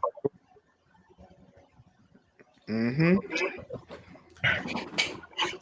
And you can get an argument out of me, man. You know what I'm saying? Hey, I've been trying to look. This is the thing. I don't. You know, my whole idea is that, you know, to see what others don't see, right? Mm-hmm. Because a lot of people, when they look at a certain thing, they're trying to look at things at the surface. And when you look at things at the surface, you kind of miss the in between the lines and the innuendos and the hidden messages that's there. When you just look at something in a vacuum or at the surface and all that. Yeah, right. Like when I got in an argument with that one dude I kicked and I'm kicking out later on, right? When I was like, hey, LeBron got pissed he didn't win the MVP. He put out cryptic tweets about it, right? Yeah. And then he tried to come back at me. It was like, well, I got the article right here. And he said, you know, he may only got 16 place votes, 16 first place votes. And I asked him, okay, so what does that imply? No, he just mad he didn't get the first place votes. Okay, idiot, what does that imply? No, he said LeBron wasn't mad at it, and then he said no. He tried to tell him no. He was mad he didn't get any votes, and then he tried to he tried to deflect and say, oh, but LeBron don't care about that. Oh, and he said he was a Kawhi Leonard fan, but he was he was defending LeBron. Like, how you a Kawhi fan, but like you feel the need to defend LeBron that much? I don't get it. Yep, I don't get it neither. I tell you, man, groupie love is a thing. Mm-hmm. Cause I'm a fan of Kobe, but like I don't worship that nigga. Like, but some of these Jordan fans too, but like not to that extent. But like LeBron fans, oh my god. Well, not regular LeBron fans. Like I call them Bron sexuals.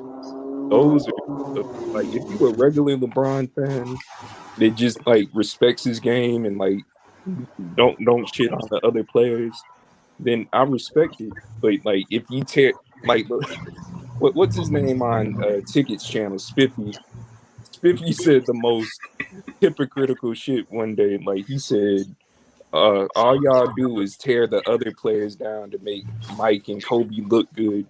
Isn't that what y'all do with LeBron?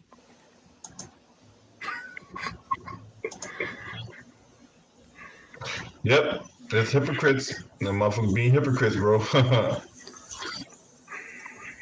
You can't make this stuff up. You can't. It amazes me. Like, it really does. Every time I see it, I just it doesn't surprise me anymore. I was like, dang, how do you not see you're doing the exact same thing you're accusing other people of? Yeah, that would make you a hypocrite. And then you point it out to them, and they act like you out of your damn mind, like you don't know what you're talking about. Like, I can't see. I ain't got eyes. I don't have the comprehension skills to understand what's being said and how it's being said and the events going on around me. Man. And then, like, they like when LeBron is in the wrong, they're like, oh, but Jordan did this. Steph Curry did this. Kobe did this. And I'm like, we're not talking about them right now. I'm like, why y'all Always got to change the topic. But see, this is what happens when you don't have an argument. When you don't have an argument, that's like the one strategy. You know, a lot of people do. They will deflect. They will try to change the subject, and you know, that's how you know when you ain't got an argument. But they try to justify it by saying, well, you know, hey, well, you know, if this person do it, then you know, it must. No. But we're not talking about that person. Yeah, I agree. You know, it gets frustrating, right? Mm-hmm. And then you got ass clowns that come on my channel and tell me I don't know basketball, but they sitting up here watching my video. Yeah. Like, if you don't like the video, don't watch it. Like, I don't go to Lamont's channel because I don't agree with it. But they come to Ticket's channel. I don't know why. If you really got... go ahead, LB. Yeah, you know, if I don't like somebody, I don't watch them. If I don't like agree with what they say, I don't watch them. And like, you don't have to agree with everything. Like, I mean, people have their own opinions, but like, when we disagree, like, oh, you hate him, stop, and then you bring up stuff that's irrelevant. But he built his school, and I'm like, okay, Jalen Rose built a school. I ain't getting no goddamn airtime, but this is my thing. You can't sit up there and say, "Oh well, I don't like him, so I'm gonna continue to watch your channel." That's like a dude telling a girl, "Hey, you know what? I don't like your ass, but you got some good pussy though, so I'm gonna keep on fucking you," right? Mm-hmm.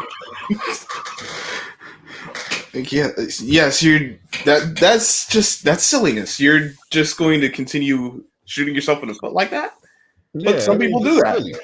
I mean, just complete silliness, and it's like, hey, and then they come out and say something like that. Well, you know, you ain't never played the game, and look, and you know that can't be farther from the truth because not everybody can play the game of basketball, especially in the NBA. Considering that of the millions and billions of people that live on this earth, right? Less than 0.1% of the population gets the privilege of playing in the NBA. Facts. So you don't have to play the game to be a student of the game, because as you can see from the people on TV, some of them that played the game don't break the game down on an intellectual level, like a Ryan Hollins or Kendrick Perkins, a couple guys to as an example. Oh God, no. But hell, Phil Jackson wasn't a good player, but he was a damn good coach. Pat Riley was not a good player, but he was a hell of a coach. So you don't have to play the game on a high level to know the game on a high level. Because look, you can be a student of the game and not play the game. Yeah, too. Like, because people don't understand. I was a fan of this nigga. I was rooting for him to win, but like, I'm sorry, like losing 6 finals, like I don't know anyone that lost that many times and is considered the. I'm like, but he had a triple double, like game 1 of the 2018 finals, for example. No, let's go back before that when they won the Eastern Conference Finals before they saw the war. Okay, after they won that time, like They were in the LeBron and like his Cavs teammates. They were in the locker room celebrating, acting like they already won the championship, listening to music, and then before the game, no, before the series, the finals started, they went to like I don't remember what concert. I think it was like a Drake or a Meek Mill concert. And like instead of mentally preparing for the game, like they were just goofing around. And then I know everyone like hates the Warriors, but like after they won Western Conference Finals, I saw Steph Curry in the gym, practicing his shots, getting his shots off. KD too, like they were in they were putting the work in, like getting mentally prepared. And I'm like, that's exactly why y'all lost, because y'all weren't mentally prepared. See, I see these things, and I saw it like I was 17 years old at the time, because like my dad, like he was my coach for like basically my whole life. He's like, son, you always got to put the work in. You can't just go out there and like just win. Like you got to mentally prepare. And I'm like, that is exactly why they lost. You know what I'm saying? Yeah. Yep. See, when the Lakers, when Kobe Bryant then went to the NBA Finals, they won. You know how they had the Western Conference Championship T-shirt and hat and all that. Did they wear that? No. No, but here's the thing about Kobe. After he won in 2009, yeah, like they celebrated, they had the parade, but like But right not after that, before.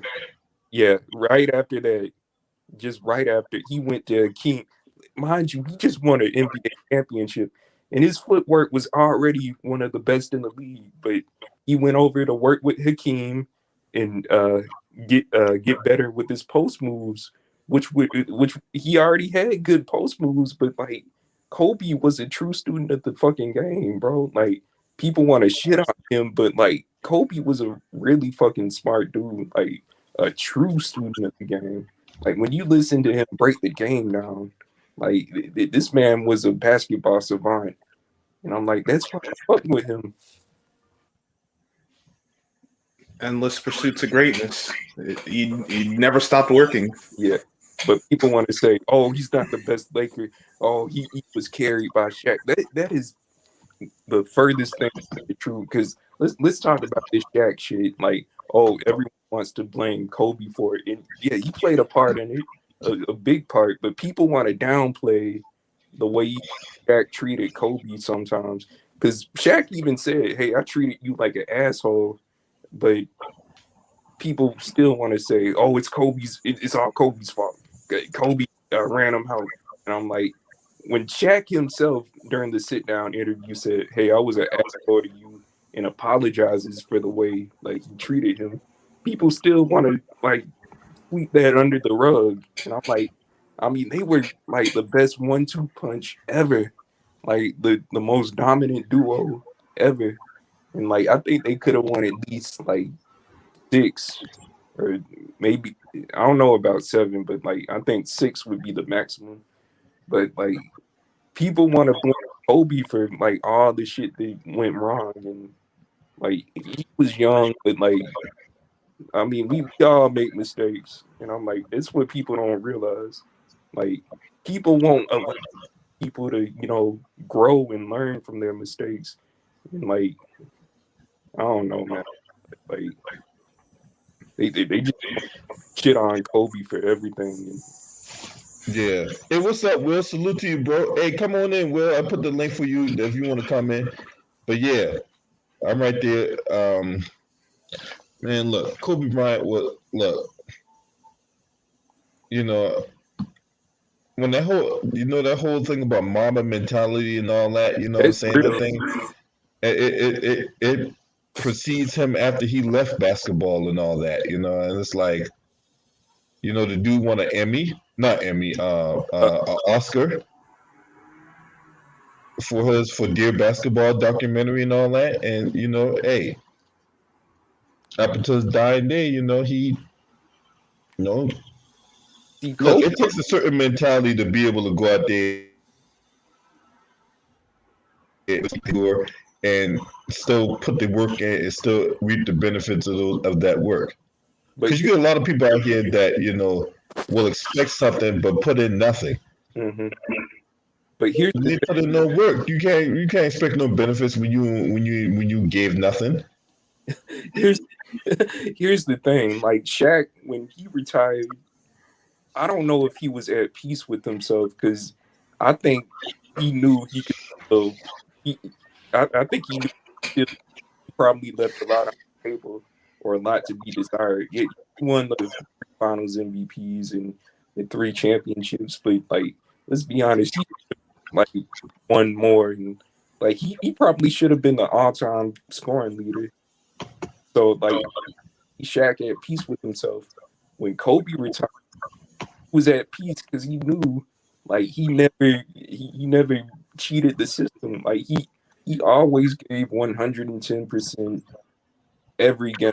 Like he went above and beyond like to pursue that's why he was so at peace when he retired. Like he left nothing.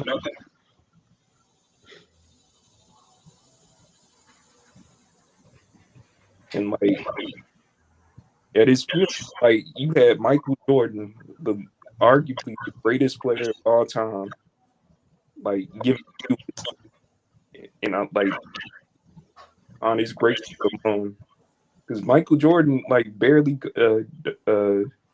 does public appearances, and for him to do that shows how much he impacted the game.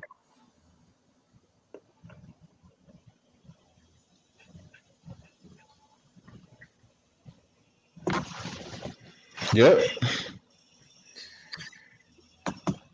Yeah, I was like just even watching the games. I was like, when I think that Kobe's not with us anymore, it's like it just doesn't feel the same. Like Shaq still hurt. Like it's crazy.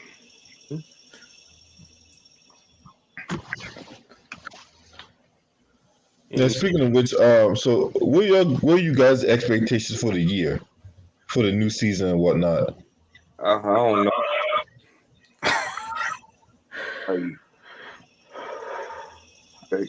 Like I know Russell Westbrook going to give 110%, but it messes up. He is going to be the scapegoat. I don't care, like, because people now like they're like, oh, we gonna win the championship. If he messes up, like they will be on his ass and like they'll probably trade him away.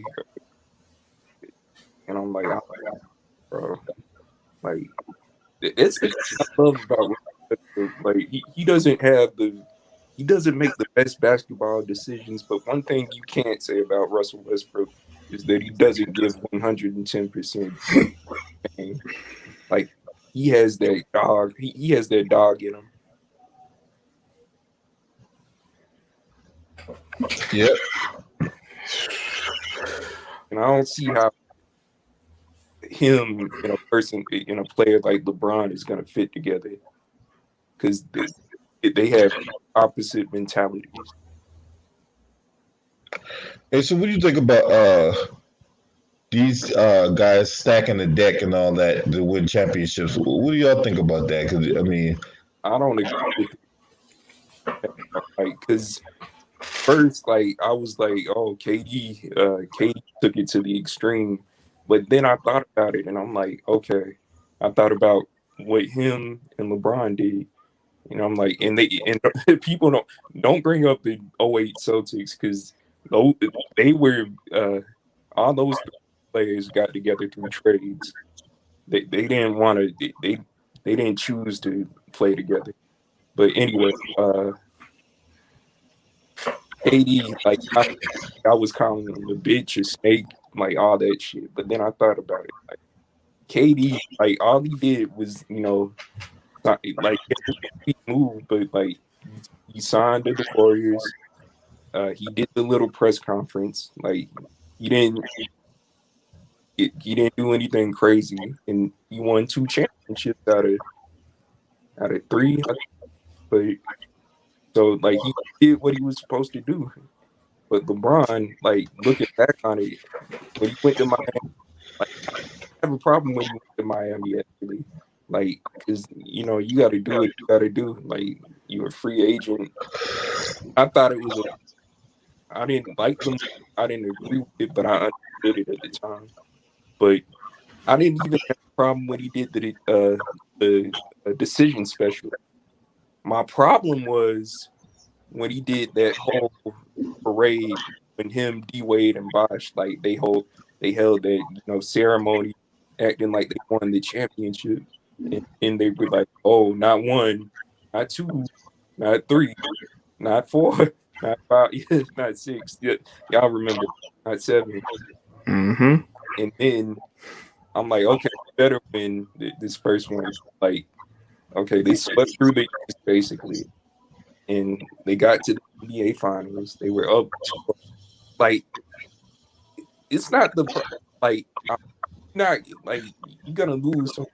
Like they should have won that series, but like you're gonna lose. My problem was him losing. It wasn't even the way. Well, yeah, it was the way he lost. My problem was like LeBron. Like people want to sweep like he does under the rug because people forget in that series they were winning. Like people forget Dirk got sick, he had a cold, and him and D they were mocking his sickness. Like I remember, you know, like he was like sick right now, and like they were basically making fun of Dirk. So they deserved to lose that one because LeBron needed to be humbled, and I'm like, and then he was gonna be like, did he even shake hands when he lost that finals? I don't remember. And then he was being a sore loser after he lost.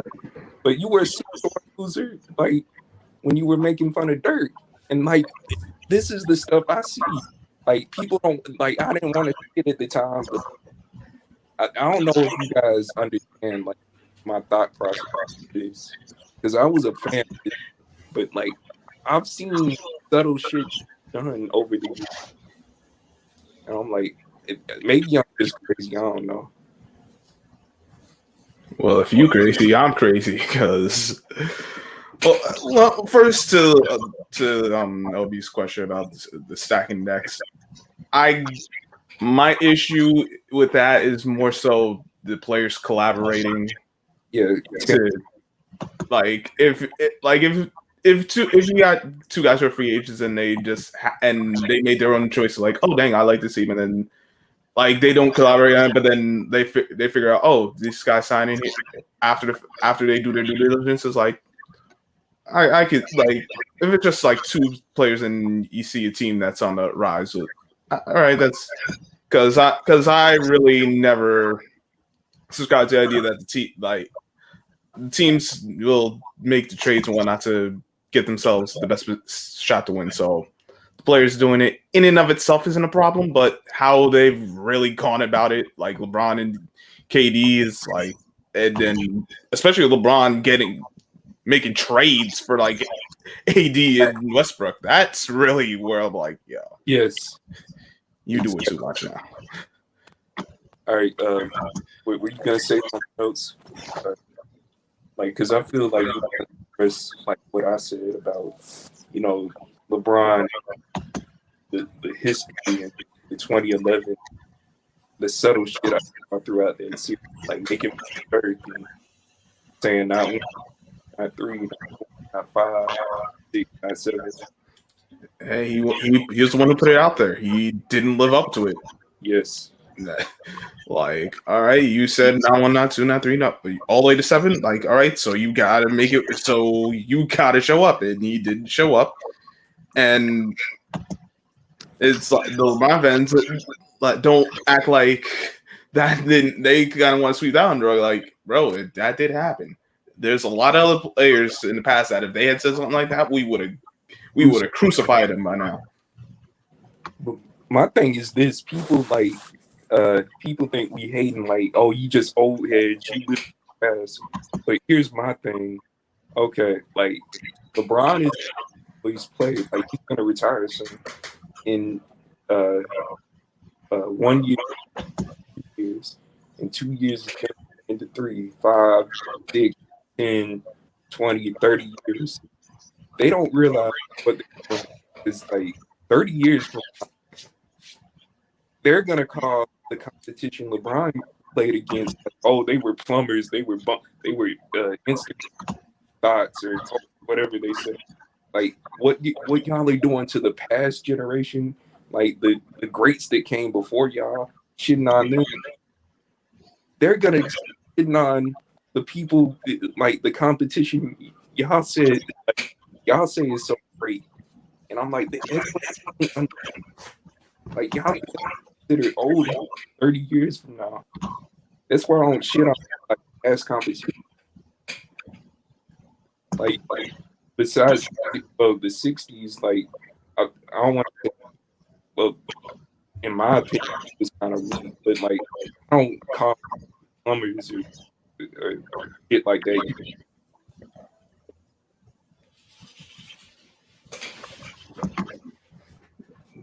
But yeah, these super teams now, it's especially now that Adam Silver said he wants to do away with it.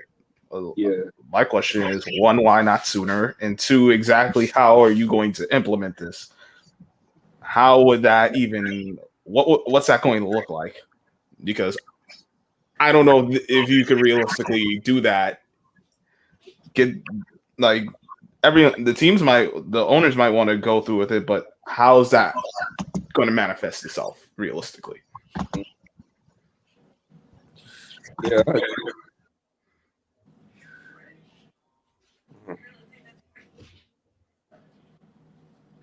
But that's why Milwaukee, like, I wasn't a big Giannis fan before. Like, I wouldn't say I'm a big Giannis fan now, but I got like this run this year it made me respect him a lot more coming out than I did going in. Mm-hmm. Especially with how the media want to be talking about him like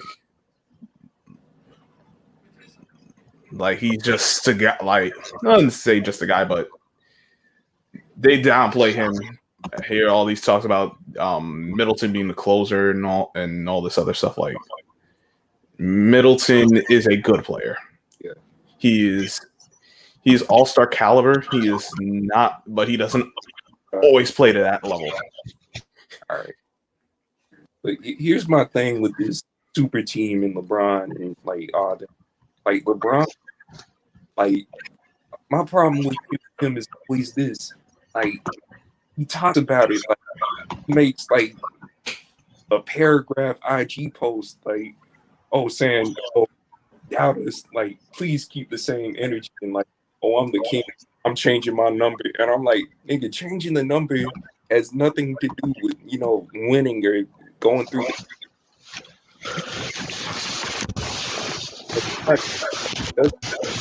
Does like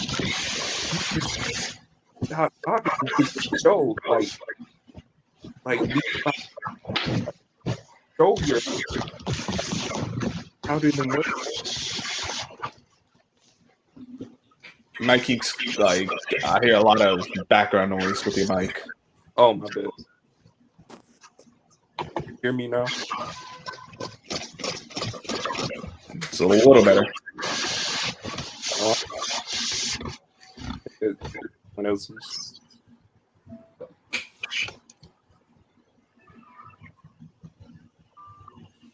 But anyway, I would say LeBron James, he needs to stop with that. Oh,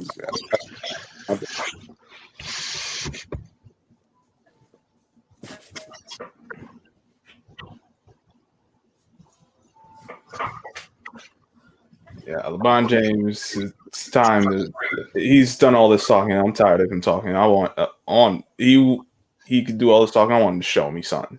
Yeah, show. And I'm like, it's my thing.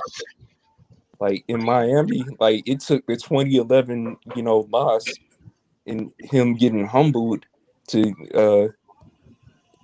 like be great and like put the work in and realize, oh, you're not gonna be handed anything. You gotta work for it. He had to learn, like he doesn't naturally have it. Like it's gotta be pushed out of him. D Wade and Pat Riley, they taught him how to be like that killer.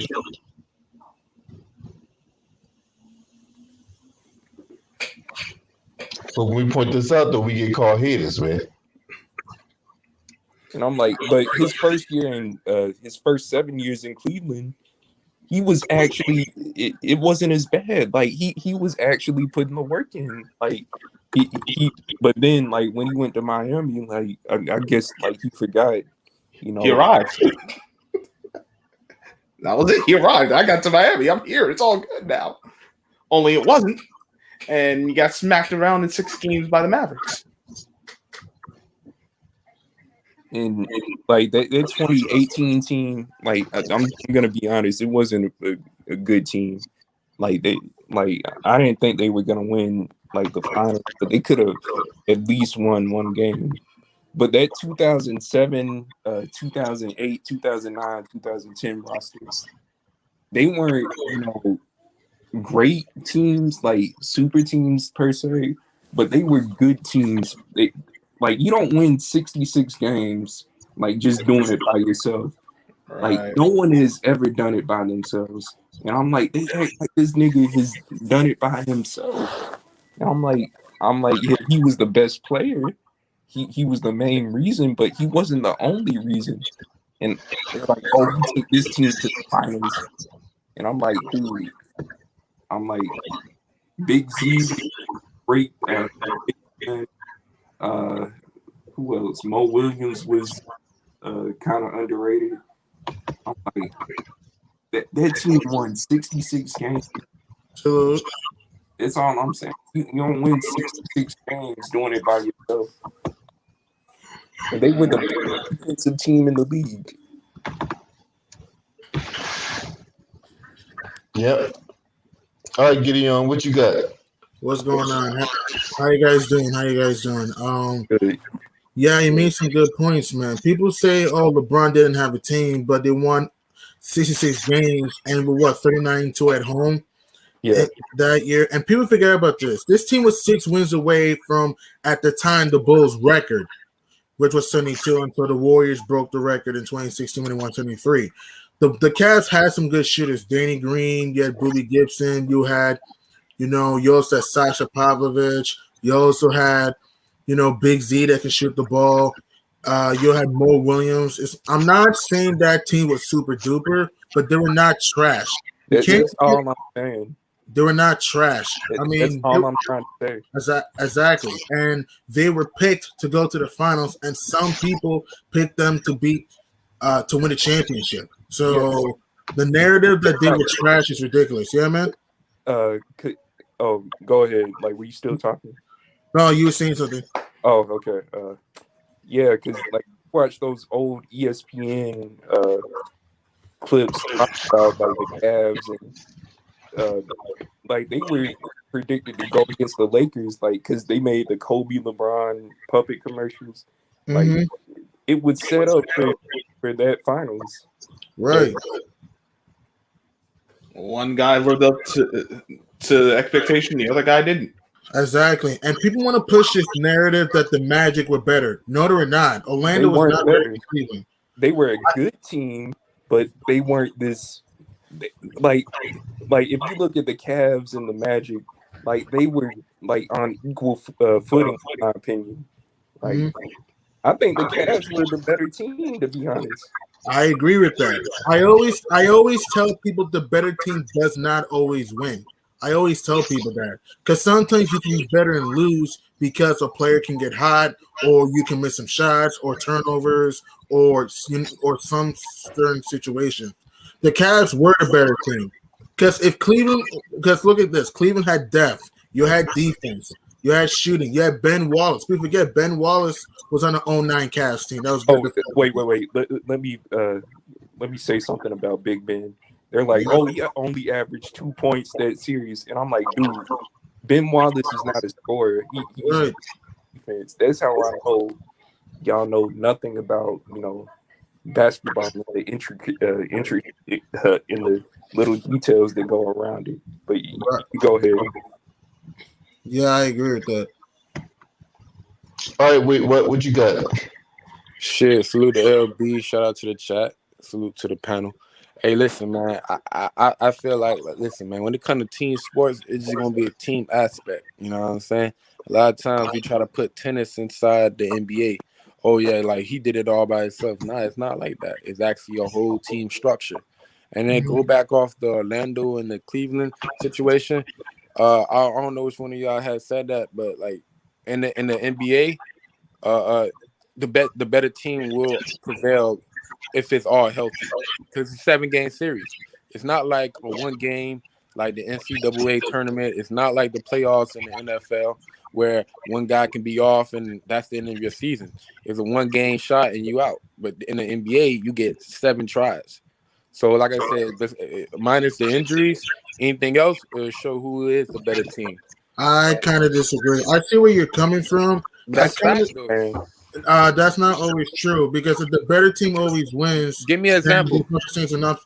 All right, I'll give you an example. Cavs Warriors, right? Were the Cavs really better than the Warriors in 2016? Yes, they was. Golden State had better depth. Cleveland had more talent, but Golden State had more depth. They had better defense. No, what? Are you crazy? Golden State had great defense that year.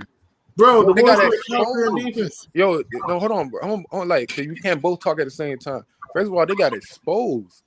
That's why I said 7-game series. If we're going to just the 5, then you already got your point. But the boy went to 7. So you would know who's a better team throughout a whole 7-game series, and they took it all the way to 7 and they won. Okay. So the fact that you say the Warriors are better than the team that actually beat them in the full 7-game series, that's nuts. That's nuts, kid. All right, I want to ask you: were the Milwaukee Bucks really better than the Brooklyn Nets last season? The team that was on the court, yes. The Milwaukee Bucks had a better team than the Brooklyn Nets on the court.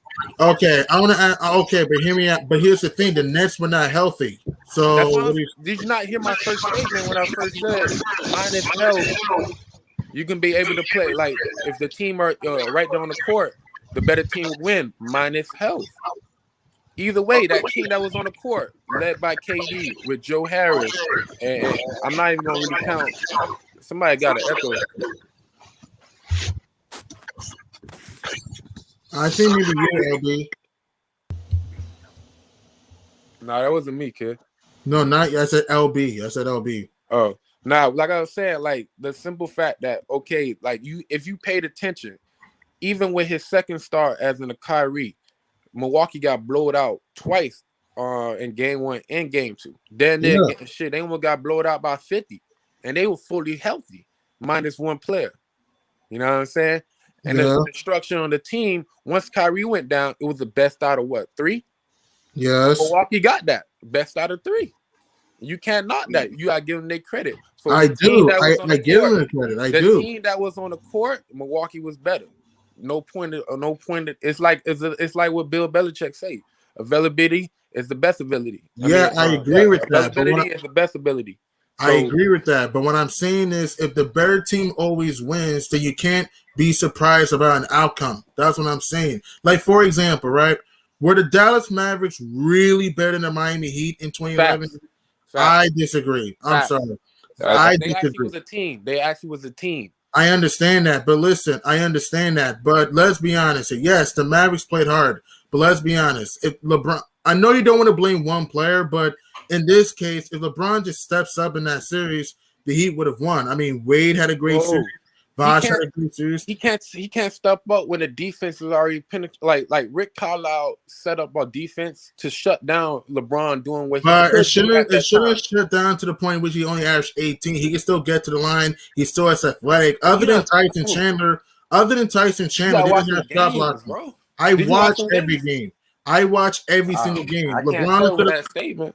Bro, I watch every single game. LeBron could have pulled up for a jumper. LeBron could have posted up. LeBron, it's not like, other than, It's not like, they had amazing defenders to shut down LeBron in that series. It shouldn't have to come to a point which you don't average 20 points in the series. I mean, in the fourth quarter, he shot 33%.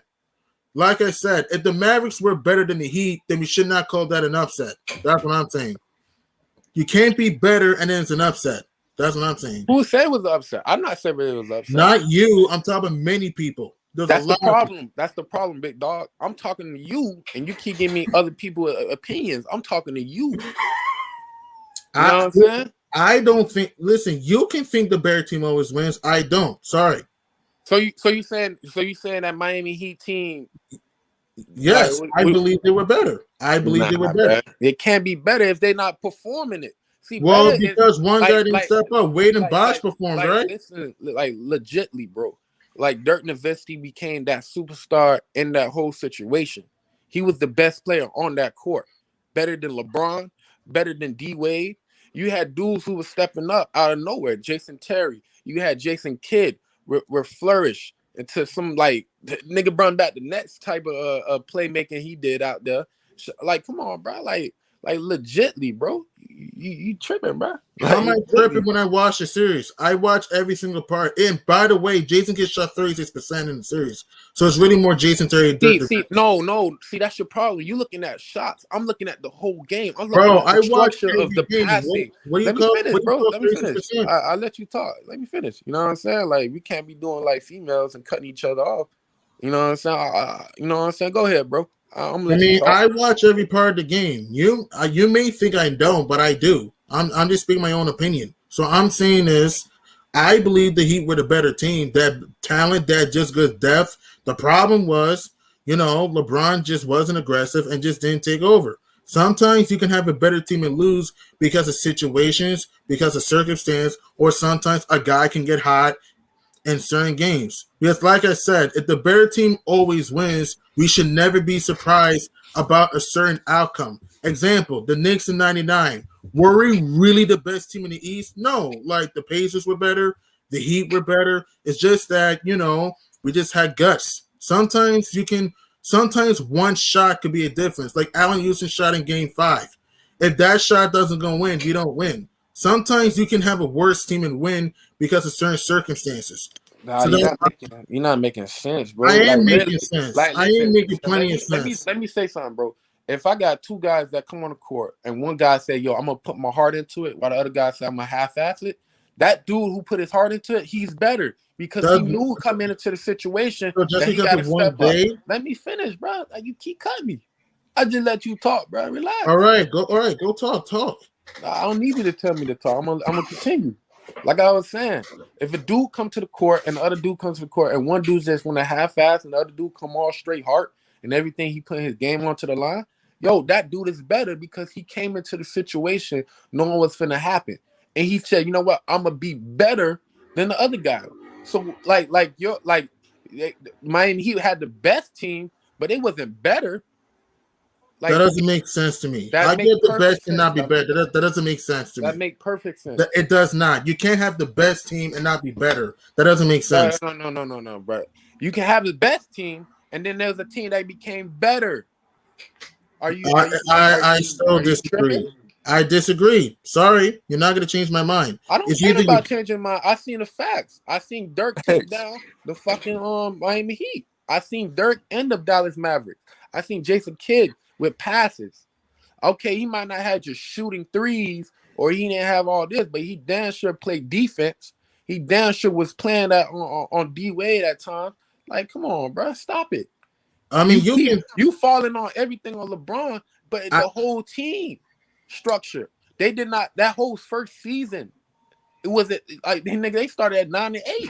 That first season, like, what the fuck? Them boy was not ready. They did not have a structure of how we want to play. They didn't want to. They didn't like certain players. They didn't want to fall back. Certain players were going too ahead, and that loss made LeBron a better player. So the next year, Miami Heat became a better team. What the fuck? There was a team that just put together. They didn't have no structure. They didn't have no playbook like they supposed to follow. It's not like you know what I'm saying, when KD went to the Warriors, they already had a team structure and they already had an understanding of this is the type of gameplay we're gonna play.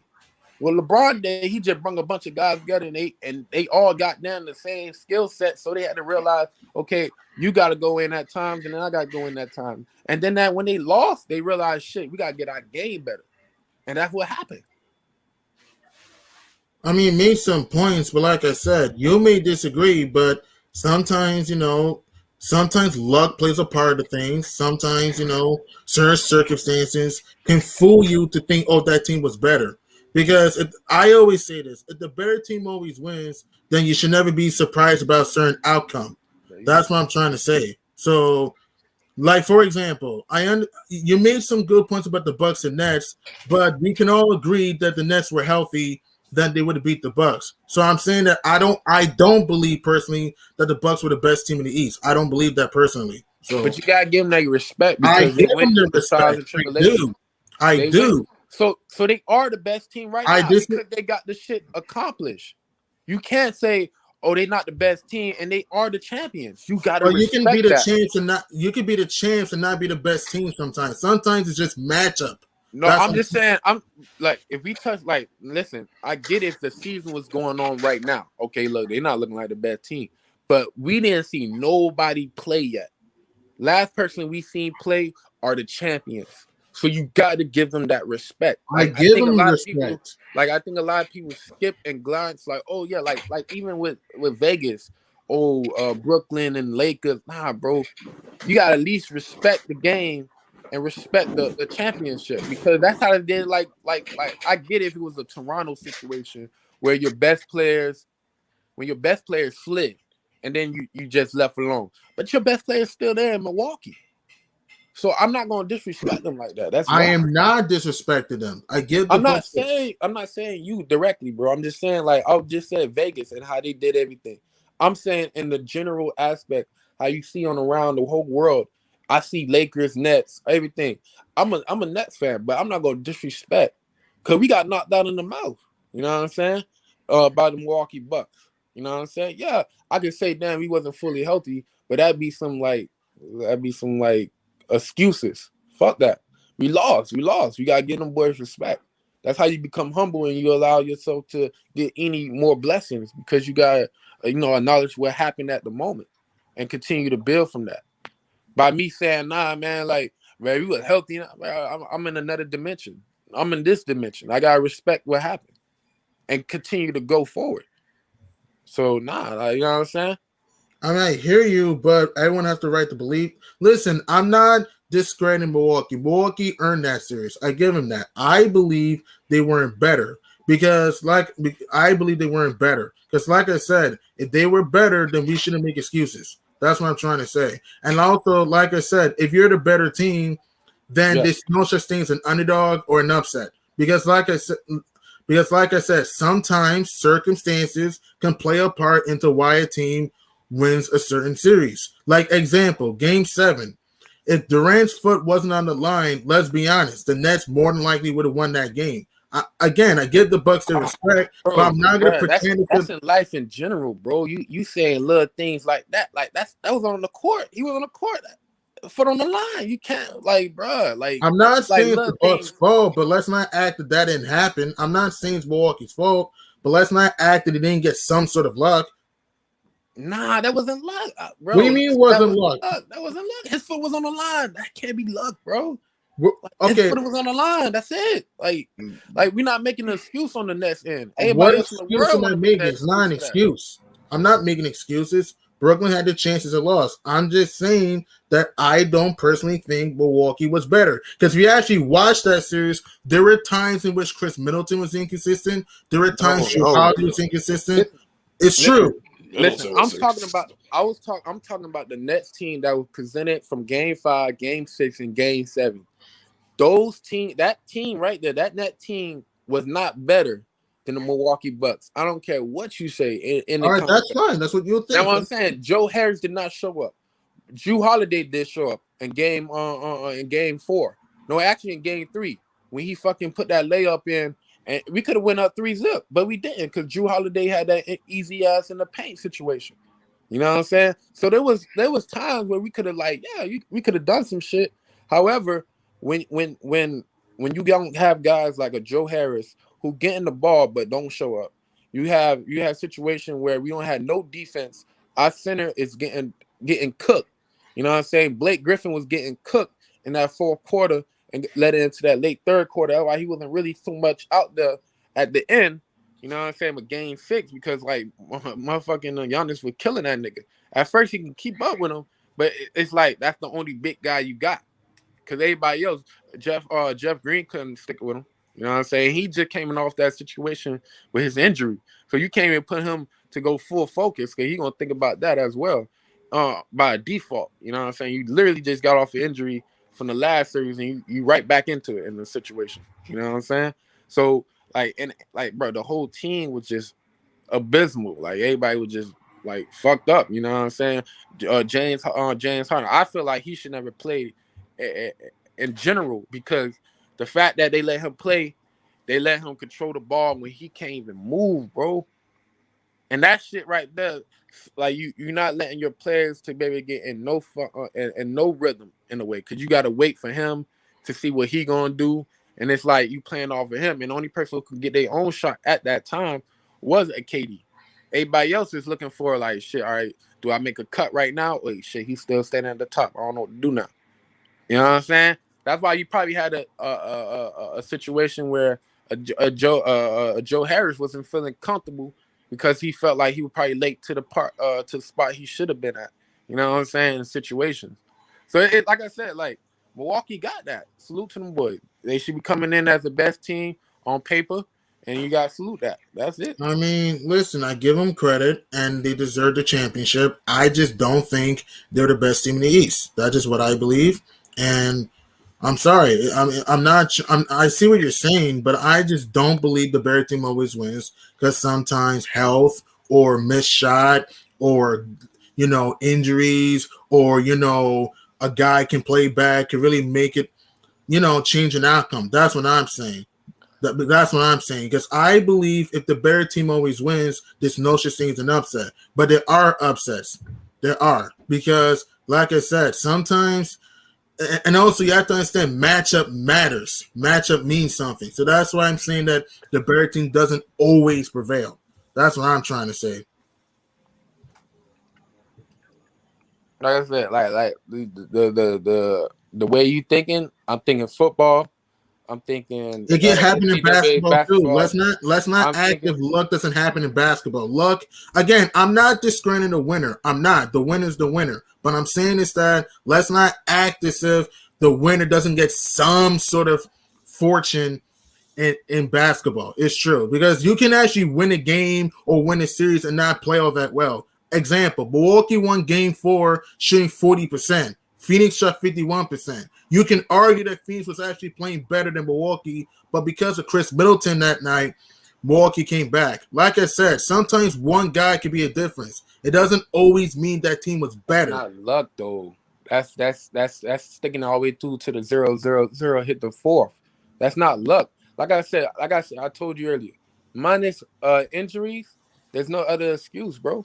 I'm not making excuses. I'm not making excuses. We gotta look at circumstances. We just going over the same thing over and over like a hamster wheel. All I'm saying, listen to what I'm saying, bro. Because you keep bringing it back, and I don't mind moving off from this shit. Because you constantly want to keep going the hamster wheel. All I'm saying is this, bro.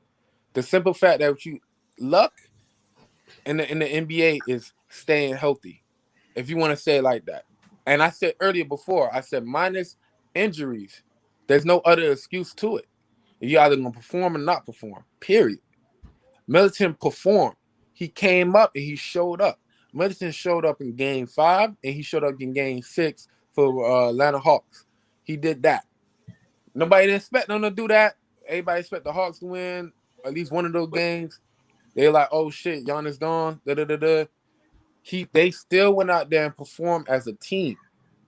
So team aspect wise, Milwaukee is better even without Giannis against a Trae Young and the Atlanta Hawks. So it's not to do with luck. They actually played all the way to the fourth, and they won that. Just like how you brought up that game against Phoenix in that situation where Phoenix had 51% shooting compared to the 40% of Milwaukee. However, You can go skyrocket in the first half and go dud, and you still can end up with 51%. So the numbers itself is not just going to indicate it's not just win. numbers. I watched the However, whole game. if you do the both the balance, as in the numbers and the film, you better see. I watched the film. The Phoenix outplayed Milwaukee the whole game. Sometimes one guy can just get hot. That's what I'm trying to say. I watched the whole game. That's not luck though. That's called repetition. That means that man been working every day, the whole season. And that shit led up to that moment. Okay, so what about Allen Houston's game when he shot? Remember 99? Remember what I brought up 99 Game 5, New York, Miami, Allen Houston's game when he shot that bounce in. That isn't some sort of luck. Like, what a chance that his front rim hits the glass and bounces in. Isn't that some sort of luck? Bro, we gonna be on physics, bro. We don't have to do all that. What are you talking about? What? I said, like that's too, bro. You going to Pacific one moment. You talking about a whole series, but you talking about one instance in a game. I'm talking about a whole series concept. I'm not just talking about one game concept. That's what you want, a one game concept. Like I said, sometimes the American doesn't always win because of certain circumstances. That's what I'm trying to say. Because, again, I'm not discrediting the winner. The winner's the winner. But let's not always act if the winner was that much better or better than the loser. Sometimes you have to look how they win. Sometimes. You can't just ignore certain circumstances that happen in the series. You can't just brush it off. I literally just told you, minus injuries, everything else. I didn't bring up an injury. I didn't bring up an injury. I'm talking about New York and Miami 99. No injury. I didn't bring up one. Listen, but what I'm saying, everything else is on y'all. If the dudes that don't come and show up, they don't show up, that means they not better than the team they just lost to. I disagree. Because sometimes you can just have a bad night. I disagree. Sometimes you just have a bad night. I disagree. Sorry. You showing bad nights with an S because this is not a one game situation, bro. All right, you're not understanding me. Hey, hold up, y'all. Let me see what this is. Let me see. Hold on. Somebody try to get. Hey man, what you want?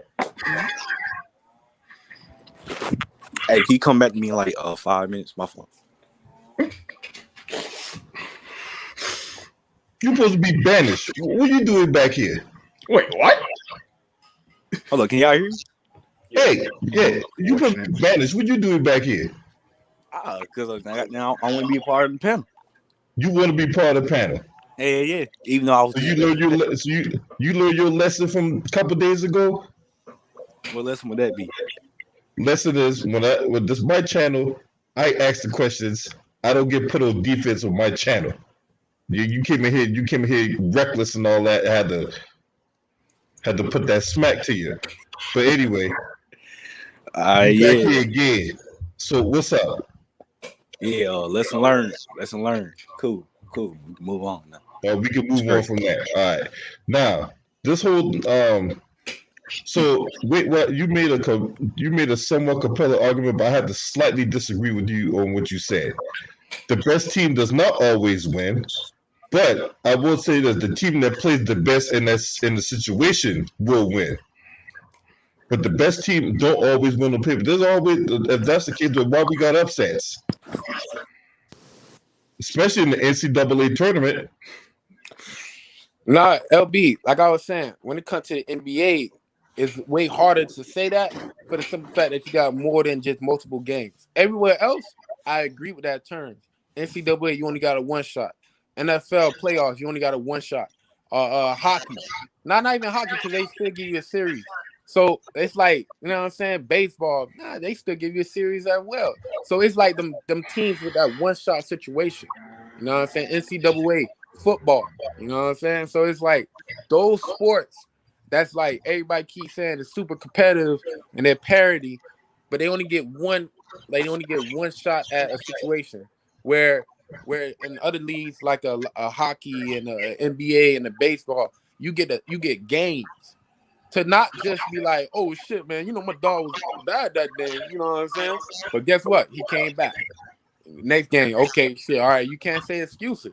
So it's more about keeping down, like, you feel me? If we had one more game situation, we squashed that in NBA, hockey, and baseball. They squashed that situation. You know what I'm saying? As in, like, well, you had a bad day. Well, the next day you still got an opportunity. Yeah, that's okay. Also, from that angle, I agree with. From that particular angle, I do agree with because you get a best of 7 or best of 5 or whatever like that. So those games will determine who's the better team. Whoever comes out of it is the better team. Yeah, facts. Because like we got involved. Like I get what homeboy was trying to say, but it's not just players. You also got the ability of coaches who got to make adjustments. Boozin had to make an adjustment. Like if he was just taking them ass whooping straight through like how he was, then I get it. Like yeah, of course. But he had to make adjustments. That's why them coaching matter. That's why certain situations matter. You know what I'm saying? The Right. whole team aspect.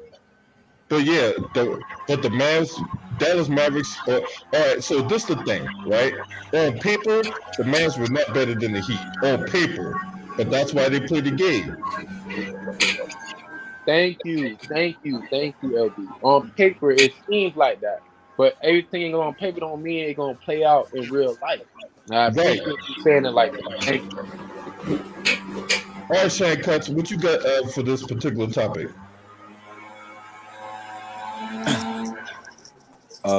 I mean, I agree. Better team don't always win, but I don't like the bad nice argument because all that proves is that one team was more consistent than the other. So, I mean, and when it comes to the Bucks and the Nets series, I don't think that the Bucks won out of pure luck. Now, sure, luck had some part to play in it, but like there's injuries to teams every year. So, I mean, the Bucks just played who was in front of them, and Giannis showed the fuck out. Chris Middleton showed the fuck out. He led the playoffs in clutch points. You know what I'm saying? Even after years of being framed as his playoff choker, he came out and he sat on that narrative. And then of course you had J. Rule doing his thing, and other guys. So I give the Bucks all their props. You know what I'm saying? And KD, he did his thing. He showed that, to me at least, that he is the second best player in the world. But because he lost and Giannis won the way that he did, I have to give the best player in the world title to him by default. So that's what I got on it. Oh man, I agree with that. I definitely agree with that. Yeah, I mean, yeah, that's just my feeling though, bro. Like, yeah, I definitely agree with that notion and whatnot. You know what I'm saying? Because this is the thing, and I glad you point this out, right? You say you beat who's in front of you, and that's true. You cannot control who gets hurt. You cannot control other aspects. You can only go out there and do what you do. And the Bucks, they went out there and they played the game. They did what they did. They won the championship. So we have no right to discredit the championship. Talk about what coulda, shoulda, woulda, right? right. So I just hate that notion that the Bucks Miami was healthy and Brooklyn was healthy and if such and such a player better, then the Bucks would have lost, but it didn't happen that way. So I just hate when people grab the time stone from Doctor Strange and start putting out these billion different combinations of shit to justify an argument. He said Doctor Strange. That's true though. Like the different sports, like you can make that argument for anything, but you know what? You play who's in front of you. You whatever happens. If you lose, you lose. Right. I'll keep some context. I will say, hey, these things happen, but you know what? At the end of the day, the guys are out there. The guys are out there. You don't get it done. You don't get it done. If you do, all the props to you. But let's not. But I'm not going to discredit anyone. I'm not going to discredit a team for winning. And I'm not going to big up a team for losing shorthanded. No, you lost. That's it. Bottom line. That's true. And the way, like, not only did Giannis show out in the Bucks series, but the way that he showed out in the finals, man, like that was some all-time historical shit right there, dog. Like that was a crazy ass finals run by Giannis. So, I mean, you can't take that shit away from him, bro. Can't take that shit away.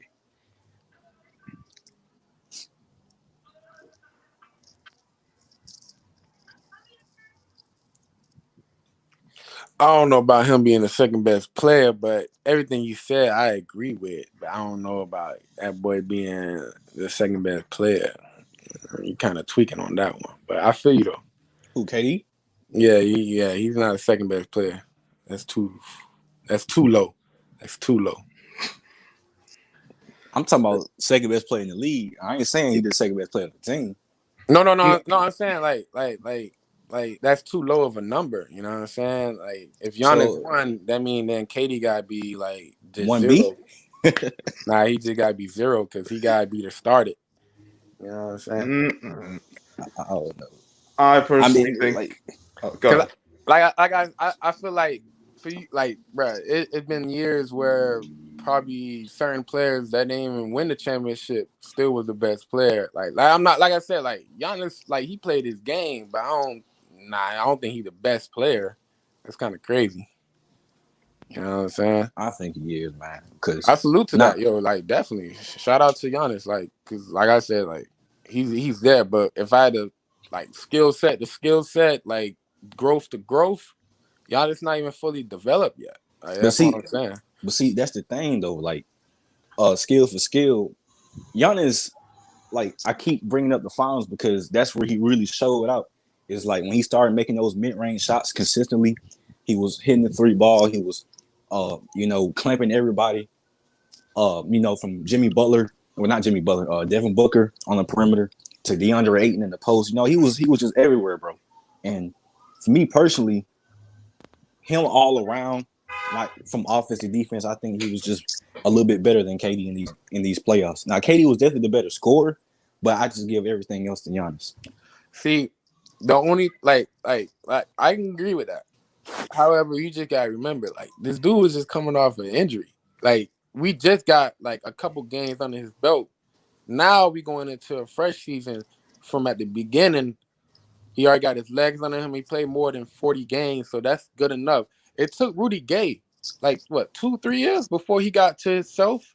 So it's kind of incredible that like a dude just fucked up his Achilles, is coming to a high level already, and he only did not even the full season. He only did like 40 games. That's including the fucking Olympics. You know what I'm saying? So like I said, you got a dude who's not fully who he is completely, already going toe to toe with the one who's been like legitly consistent. So it's kind of like, to me, it's scary. Like, you know what I'm saying? It's scary that we're gonna get into a season where now we got him fully healthy. Because you gotta remember, the Brooklyn Nets was so super cautious with KD at times that I felt like, dang, y'all doing too much. Where he had to beg to do a back-to-back game. The niggas was spacing it out, couldn't really do so much. So, like I said, like, it's already kind of slowed down the process of ramping him up completely.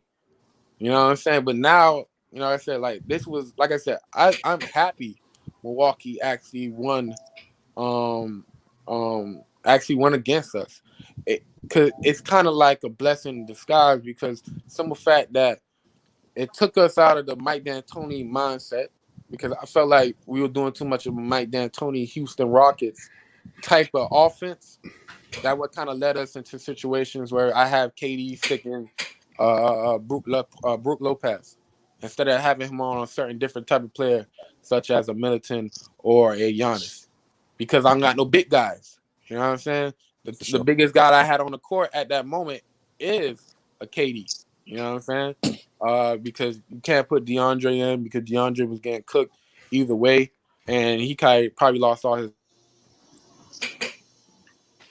like, being benched and everything like that. And then you got Claxton, who was staying in foul trouble. You know what I'm saying? Can't keep up, and every time you do something, he either hack or he kind of do too much. And the referees is very, very quick with the whistle on him. And then you got Blake Griffin. There was moments in games I'm like, yo, where Blake at? He can't handle that full 30 minutes a game type of shit no more. You know what I'm saying? And especially supposed to be keeping up with a Giannis. Nah, that should have been devastating, bro. Yeah, I mean, but I give, like I said, I am thankful for the Milwaukee Bucks actually winning this series and also winning you know what I'm saying, the finals because of the simple fact that Phoenix came in there with only one big man, and that was Aiden. You know what I'm saying? They were trying to play that little small ball type of shit, and Milwaukee ate that shit up and gobbled it up. So it can really send a shockwave to the league like, yo, playing small is not what it is. You got to have actual athletic big men that can actually move, not just one, more than one. You know what I'm saying? Because Aiden, without Aiden, who's their next center? You know, One of them got what's the injured. shit? The red, Yeah, they ain't had Dario nobody. Saric. You know what I'm saying? As at the center position to be able to back up Aiden when he get in foul trouble or when he's off the court. Because every time he was off the court, they were getting dominated in the rebounds. They were getting attacked in the paint. And then when Aiden came in, certain time, yeah, and then like I was saying, like I called it. I was like, yeah, Milwaukee in 6. For the simple fact that they can be able to attack the paint and continue doing that. And then if they need to, they got some guys that can hit the threes. So, like I said, like it was needed for the NBA for Milwaukee to win, to be able to help out the rest of the league, as in like getting them to be like, hey man, this like I know the small ball thing kind of like worked for Golden State, but they were getting that mindset of how they were playing as in the league. They did not really copy the blueprint of Golden State. Instead, they copied the blueprint of Houston Rockets, who was a team who was just taking threes all the time and playing small ball. Like that's where the league kind of fucked up at. They were trying to copy Golden State, but end up copying Houston Rockets because they felt like Houston Rockets was the closest team of beating Golden State. And they used their method, Mike D'Antoni method, which fucked up the whole game because his mindset is offense only, fuck defense. If you look at what we did in Brooklyn this year, we let go of Mike D'Antoni. We hired like 2 or 3 coaches, defensive-minded coaches, not even offensive-minded. Because we already got that with Steve Nash and we got the 3 heads in the front. We don't really need too much of, you know what I'm saying? It's basketball. They can naturally figure each other out. But we need to focus on the defense. That's why we need to get a Johnson. That's why we went to that's why we read up on LaMarcus. Because if you looked at LaMarcus last year, before he got hurt, he was a presence in that paint. He was a presence. You look at game tape, you'll see that shit. Right before that heart situation against the Lakers. Every other game before that, you've seen his presence. He was down there averaging about down there like 15 points because his games with them boys, with the KD and the Kyrie, he was getting numbers. You know what I'm saying? So I already knew, you know what I'm saying, offensively, they'll be straight. They just needed to focus on defense. And they got so many people to, like I said, Shamet, he wasn't great on defense. He was great on offense. That seemed like a Mike D'Antoni move. But he's gone. We got a Carter. We got we got so many nice little defensive players. Millsap as well as a defensive speed. You know what I'm saying? Jeff Green is nice, but defensively he can't hold a body. Millsap can. You said who? So this year we went to the defensive way. So we gotta thank Milwaukee for what they did to us, because we want to get better like how we are now.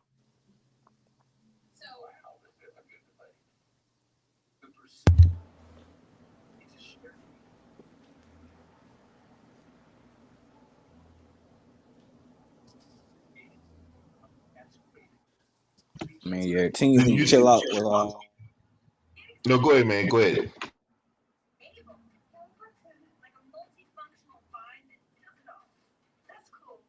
No, that shit really ain't won a championship since 2018, right? That was with the Warriors, you know, but that's only because they had such great scorers and great 3-point shooters all around. You know, nobody has a team with that level of scorers anymore. You know, Kevin Durant, Klay Thompson, Stephen Curry. I mean, you can look at the Nets and sure they have the same level of scores, but they deal with a lot of injuries, bro. And that's one thing that I don't really hear a lot of people saying about Kyrie Irving or admitting about it, but Kyrie really isn't. He's not really. He hasn't been a healthy player throughout his career. Ah, boy. They need. I really think they need to rest him, or at least let. I hate using this term, but like I think Kyrie Irving needs to load manager, bro. Like they should probably test out load managing with Kyrie Irving. Why you say that? Because like just throughout his career, bro, he just been injury prone, like, especially when it's playoff time. And I think load managing would really help him out. I know people see it as weak, but to me, I think it's smart. You know what I'm saying? I would disagree because, well, at least as far as this past year, because the kind of injury he suffered wasn't something that you could have load managed. You could have tried to load manage and prevent it from happening. He got a guy who Giannis was under him when he landed, and the injury happened, and that was it. Not really something you could prevent. Yeah, but even if you X out this year, there's still the other years that he was hurt. You know, and he hasn't really had a healthy playoff run since his Celtics days. And then before that, he had a couple injury-prone years in Cleveland. Wait, his last time, like, so his like when he was in Cleveland the last year, 2017, he was healthy all the way throughout that whole season. I mean, he was healthy throughout that whole playoff series, like just first, second, third, and fourth. You know what I'm saying? And then, like I said, that shoulder injury, it came from Boston, so it was a lingering effect. So last year, that shit just got activated. He could have came back sooner for the bubble, but they was like, "Fuck it, just fully rest up." Yeah, that was smart. That was smart. That was. You know what I'm saying? Like bro said, like that was a situation you can't control. Like he was like last year was his best season. Like he did 50, 40, 90. Like his numbers were high, everything was up. Like he was doing amazing in the regular season. I know a lot of people say, "Oh, he missed games," but James Harden missed 36 games. He only missed 18. And some of that, and only reason he missed 18 because 10 of them was like protocols because of the NBA about him, stepping out and shit like that. They had to do the protocol, so it really wasn't nothing crazy for him injury wise. It was just certain situations that kind of kept him out. And then in the playoffs, like bro said, bro, Giannis was under him. That's something you can't prevent. You can't look for. You can't even see. You know what I'm saying? Shit just happened. That's pretty much on that. But like Sean Mark said, he good now.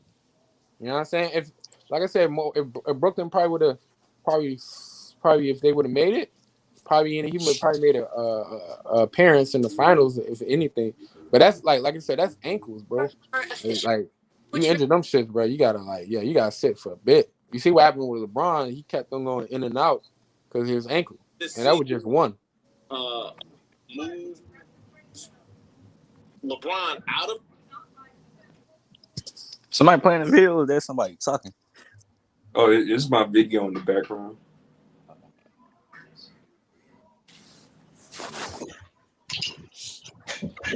Man, who y'all got as a sleeper this year? Indiana Pacers. For real? Yeah. They got a squad, bro. They got a squad, man. They coming hard because TJ coming off.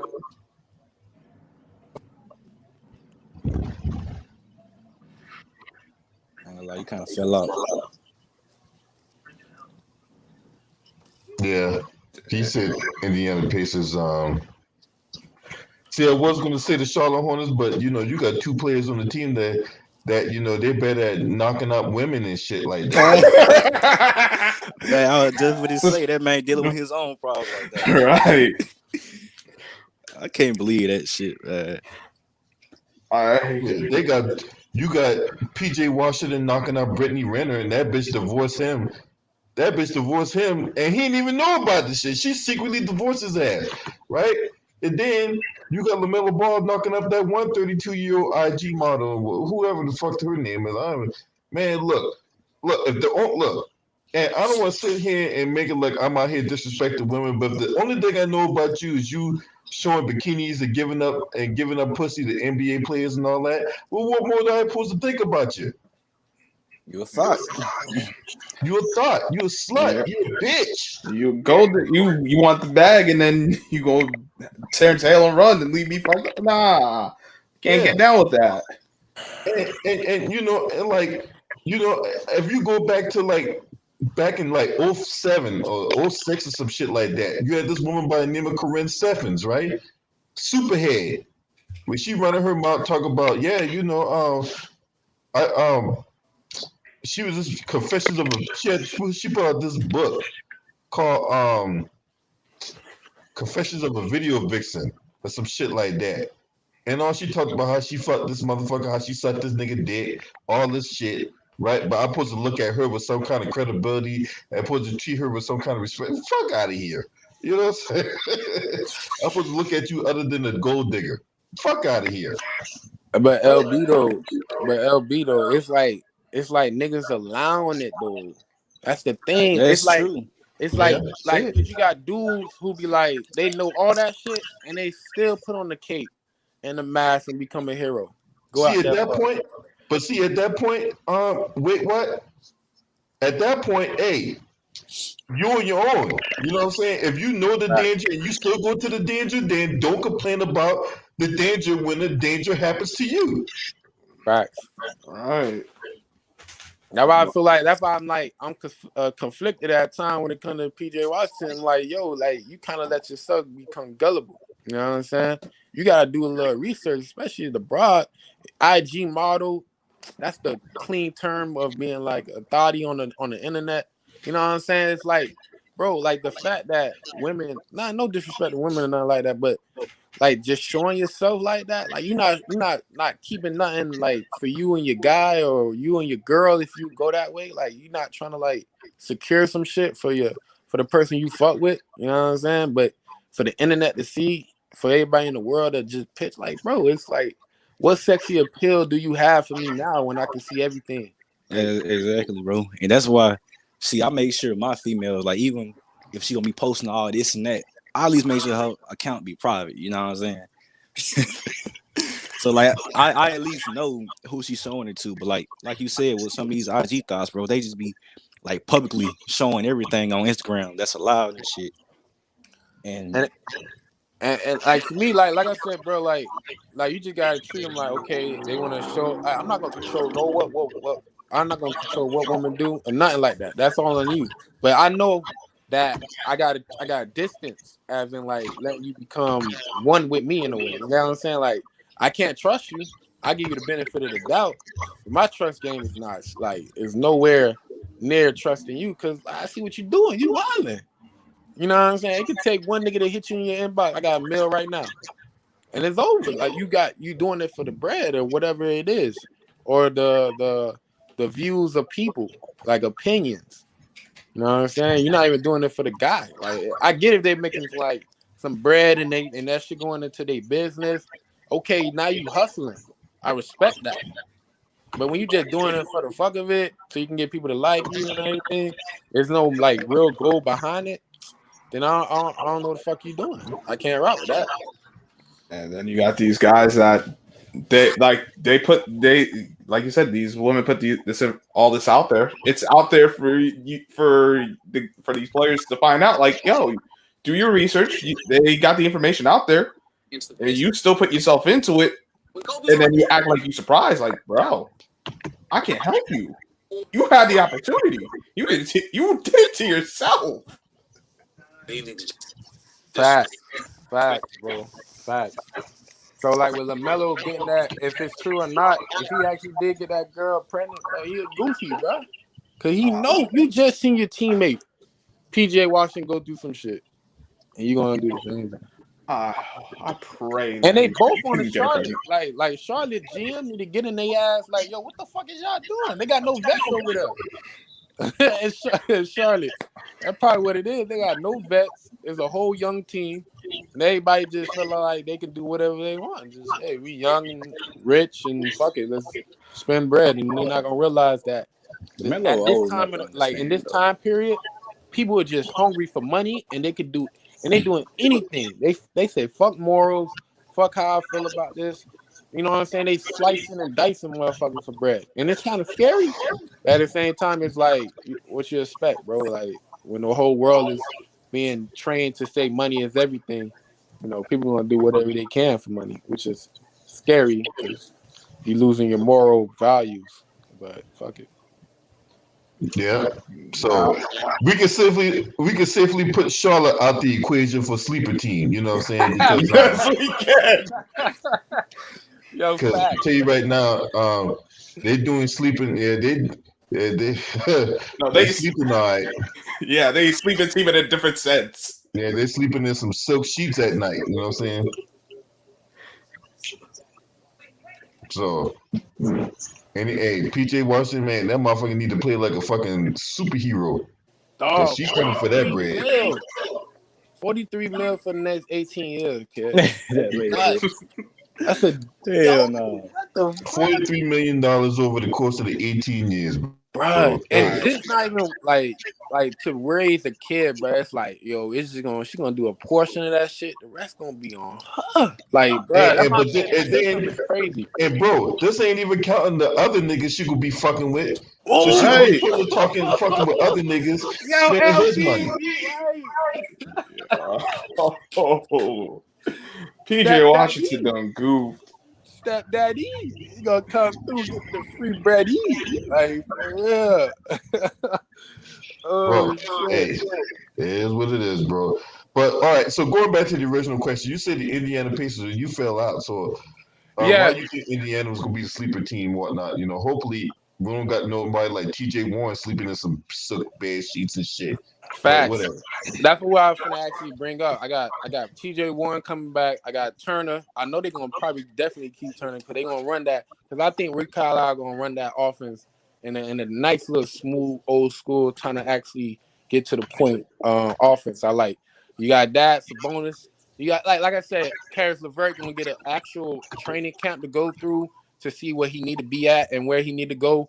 Like this team is built. I got both of the holidays returning. So this team is really, and now I gotta finally cause like I said, that coach they had last year, I felt like he almost lost their ass that game against Charlotte that time, but he actually got the victory, so that was kind of shocking. But like I said, they actually needed a decent coach. They actually got a better than decent, which is Rick Carlisle, and now he gonna actually integrate that offense. Like I seen them, they're gonna be at least top 5 in rankings for East.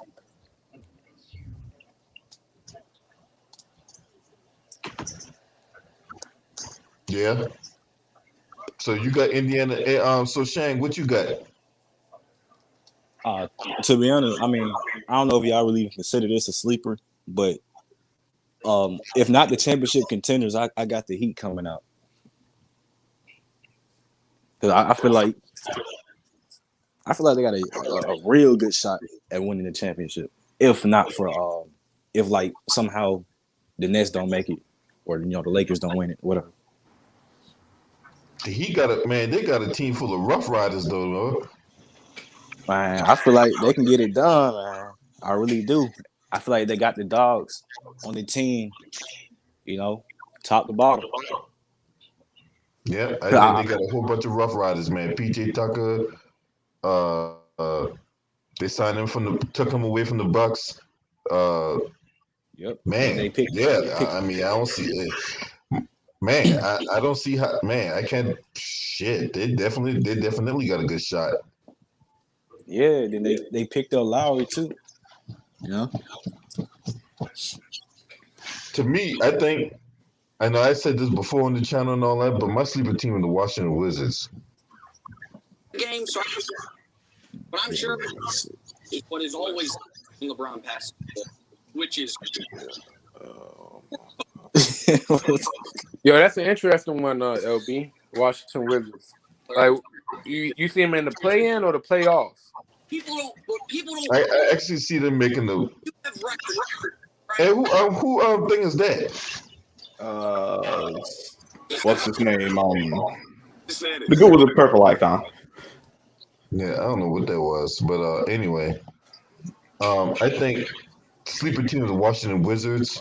I think Kyle Kuzma is going to have a coming out party this year because, as I alluded to before, I did the player Dennis Schroeder stunted his growth.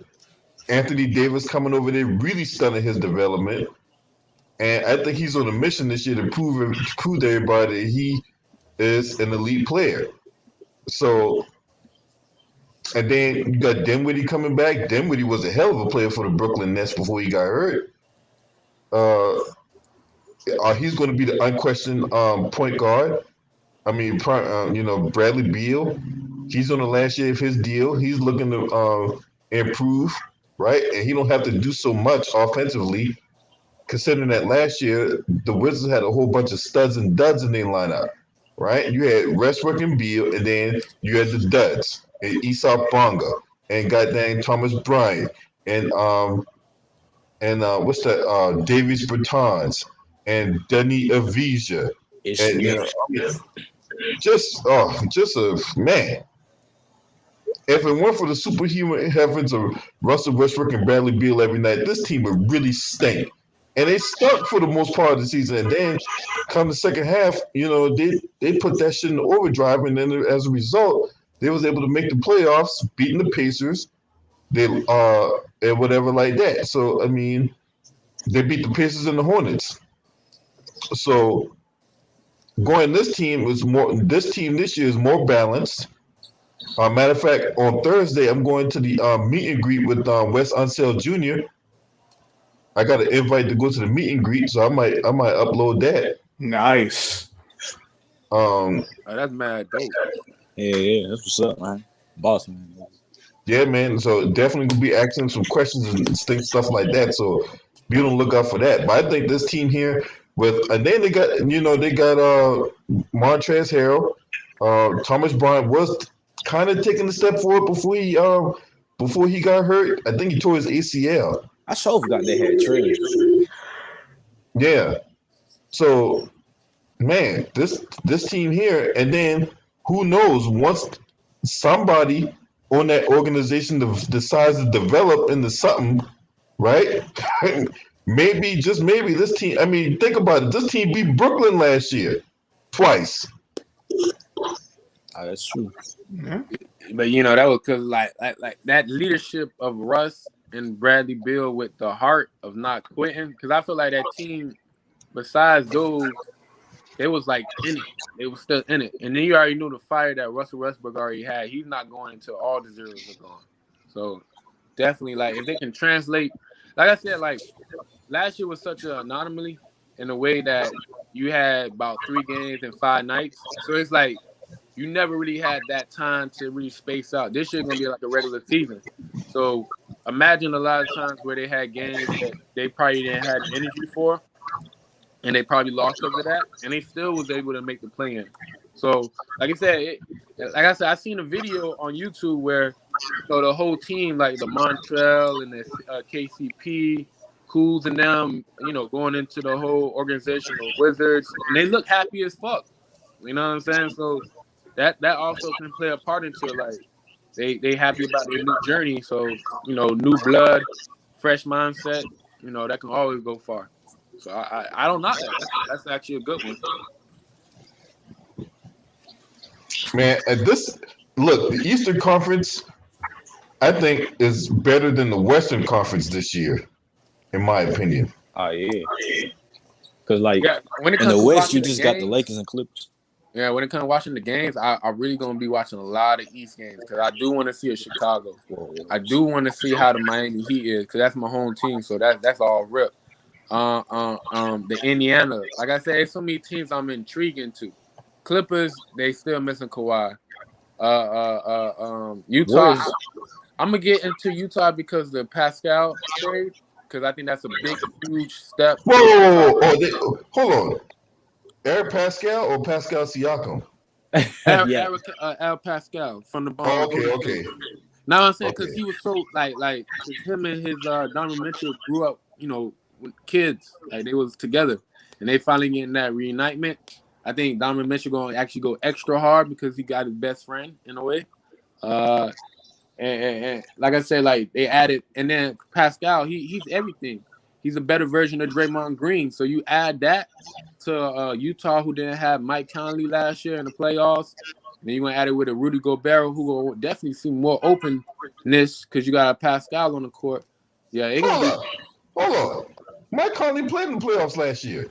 No. He got injured because of the hamstring. He played early. He missed a bunch of games, and he came back for Game 6 against the Clippers, and it was too late by then. Yeah, it was already too late. Like Hammy was like in and out. It's like that James Harden situation. Like, why do you want to bring him back in? You know what I'm saying? Because It's like it's too late. Say it was about to go home. They needed all hands on deck. Like But I get it because you wanna show that we gonna fight to the end. But like I said, nah. Like I said, if you was there at the beginning of that series all the way through, it'd be a different story. But like I said, that last minute trying to get a spark, nah. I don't think it's gonna work like that. I mean, Conley nice, but he ain't like that. Like, shit, they led by like 25 halfway through the third quarter, and then Terrence Mann happened. So Man, he had to give him his life, bro. Man, I wanted Terrence Mann to get 40 so bad. Bro, that was. I was watching that shit live, bro, and I thought it was over once Donovan pulled from like half court over the double team. I thought that shit was over with, bro. But dog, that's crazy though, cause like so what you think about the Clippers though? You think they're gonna make the playoffs or the play-in? I think they'll make the playoffs. Yeah, I think they can make the playoffs, bro. I give Paul George way more respect than that. I think he can lead that team to the playoffs. Yeah. Yeah, Paul George proved he could be the rated R superstar. You give him the keys and shit. Yeah. And then if Reggie can sustain that level of play, then I think their chances are real good, bro. Yeah, I like their chances too. Especially if Crunchy Black can play the way he playing. Crunchy Black. That was a good one. I ain't had that candy bar in a minute. Crunchy Black. Hey, y'all see Kawhi on that Drake video? Nah. I didn't watch the video, but I seen the he on a Drake video? Yeah, like in the music video for Drake's new album. Like he doesn't have any bars or anything, but he just standing there in the shot with Drake and Future. They look like Jagged Edge from back in the days with that video movement.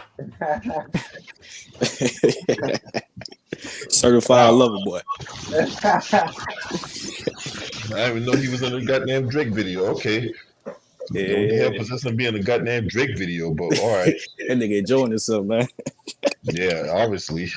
Oh shit. That's crazy. Yeah, I heard some of Drake's songs off that new album. I ain't no fan of that shit. I ain't gonna lie. I feel you too, bro. I ain't gonna lie. Between him and Kanye, I ain't gonna lie. Them boys kind of let a dud on me, bro. I listened to Kanye West album since graduation in 2007. Dark Twisted Fantasy World. That I ain't gonna lie. That was the last best one I liked. I like the No Friends in the Industry off of Drake's new album. That was great. Oh, hold on. You say what's that album after him? You say Twisted Dark Fantasy? Yeah, that was nice. Yeah, that was the last one I listened to. Yeah, that was nice. Yeah, that was the last one I listened to. Everything else? Yeah, that's it.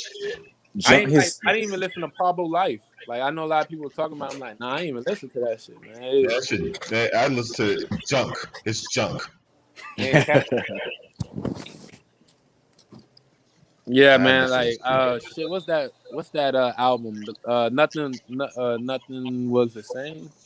That was the last time I actually liked the Drake album, where he had when he had his photo of his face in the clouds. I forgot what that was. Yeah, 305 to My City. He had a lot of good ass joints on that. That was the last time I listened to a Drake album like properly. All this other shit, he's too blend between both. Like he want to rap and then I'm gonna go back. He want to sing and shit. Yeah, it's like man, you're doing too much. Like, just have an album. If you want to do an R&B album, just do it. Do a rap album, just do it. I like. Don't get me wrong. The last album I listened to from Drake was Scorpion in 2018. That was the last album. Nice. That shit was nice too. I fuck with Views whenever the fuck that came out. Oh, that came out 2016. I definitely fuck with that album. Yeah, that shit was fire. Views from the Six, because that's him sitting on top of that Space Needle. Yeah. Uh-huh. Yeah, that shit. Like I said, like he chose which way he want to go. But with Certified Lover Boy, it's like I don't know what you trying to do. You want to go here? You want to go there? It's like a mix. He don't know what he want to do. You know what I'm saying? It's like you gonna do that? Separate them. Let me get a part like he did with Scorpion, part A, and you have part B. You know what I'm saying? Like, yep. So yeah, I'm right there with y'all on that. I'm just waiting on my boy Kendrick. That's it. You'll never let me down. Yeah, shit. I'm still waiting on when he gonna come out, man. Because trust me, I I'm on the lookout too, man. Because hey, I remember my little brother first put me on the Kendrick Lamar, right? And at first, I didn't like the dude. I'll be honest with you. At first, I didn't like him. But with Chin, what was that song? What was that Section 80? At first, I did not like that album at first because he had that one song with the trumpets in the background. I did not like that shit, right? But what changed my perception about him was when I listened to Overly Dedicated.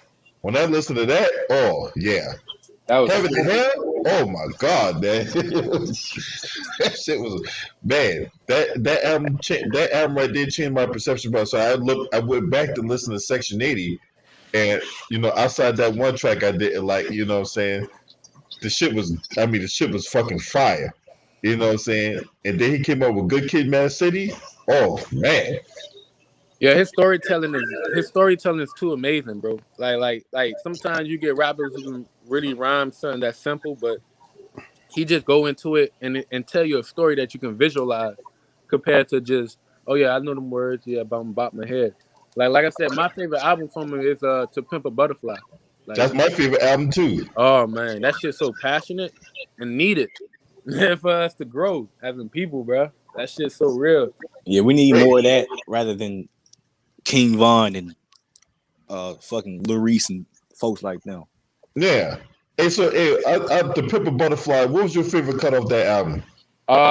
These Walls and How Much a Dollar Costs. Oh, that's my favorite joint. That's my favorite joint. That shit get too deep, man. That shit How Much a Dollar Costs is my favorite joint, bro.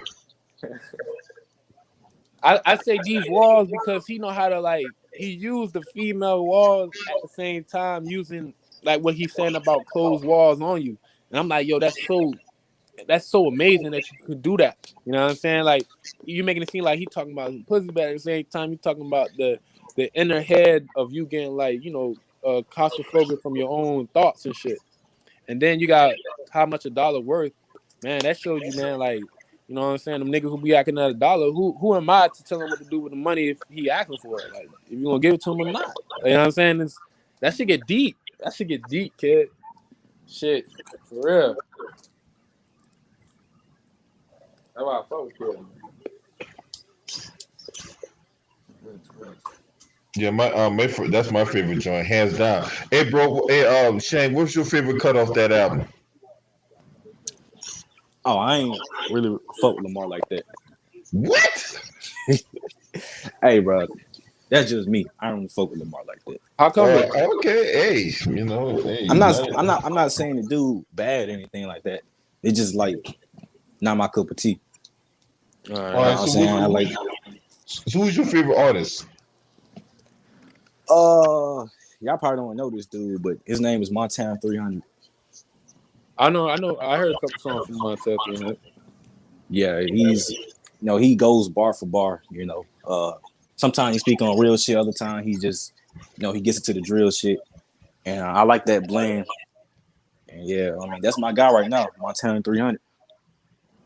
I'm about to listen to him. I never heard of him. Yeah, he's great, bro. He's great. But hey, what you guys think about J. Cole? Shit. Like, man, I fucks with Cole, bro, but it's like I don't know. It's like his music died off quick. Like his album he just dropped. I haven't gone back to it yet, but I remember when it came out, I was listening to that shit, but I ain't never went back to it lately. I probably go back to a couple songs, like Honey in the Hill or something like that. I probably go back to that, just bump to it 1 or 2 times. But I don't know, man. I just appreciate him putting out music that you can go to. But yeah, he's straight. He's straight, bro. He's straight. Yeah. My favorite, I'll tell you right now, hands down. As much as I like all those rappers we talked about, but my favorite rapper always has been Nas, man. You know what I'm saying? That's my favorite rapper personally. You know what I'm saying? When King's Disease 2 come out, I was all over that shit. Matter of fact, I still be playing that shit. You know what I'm saying? I didn't have a chance to listen to it. I gotta try that out.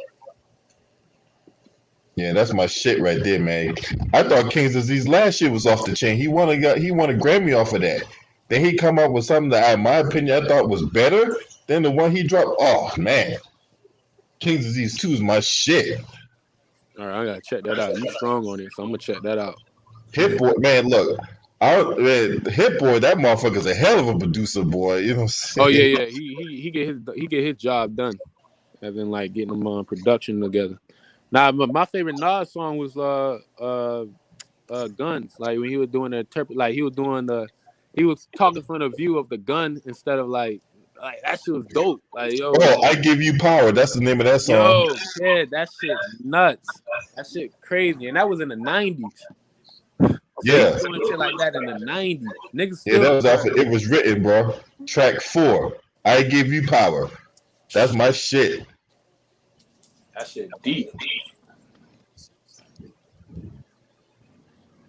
I'm going to check out this Montana 300 cat though. Nah, that check them out. Check them out.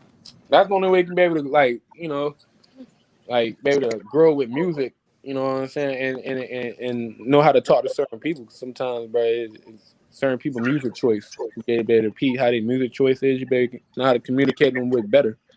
You know what I'm saying? But there was one cat I was listening to when I was driving up, man. I can't remember. I don't remember the goddamn rapper's name.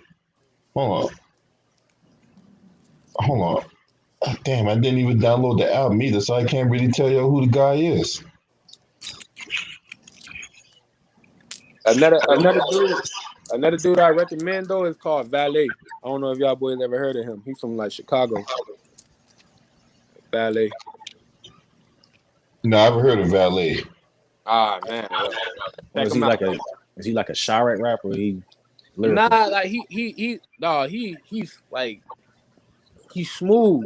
I just can say that. Like he don't talk about no crazy shit, but at the same time he don't talk about some like knowledge shit. He just talk about some in life type of shit. Like bitch, like no, that shit just I don't know how to explain it, man. He just got a flow. I like his flow. I like how he delivers shit, and it just so come off so natural. Like he genuine in a way. What's on to try out? You and Me Both.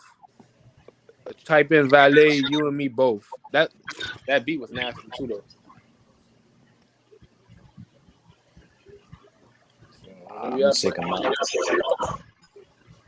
Dang, what the hell was that? When I listened to I listened to this one random cat the other day, man. Dom Kennedy, I ain't no fan of Dom Kennedy. I mean, he alright, but the early stages, he was nice when he was with him and Currency. So I'm a huge Currency fan.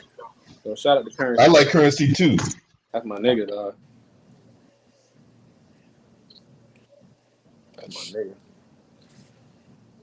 Y'all don't fuck with Lupe Fiasco? I definitely fuck with Lupe Fiasco. Dog, yo, what's that? Right, he had an album where I forgot the name of that shit already, but it came out like what 2 years ago. Well, he was talking about slavery, but he was talking about the aspect of like the slave ships, and I forgot what it was, bro.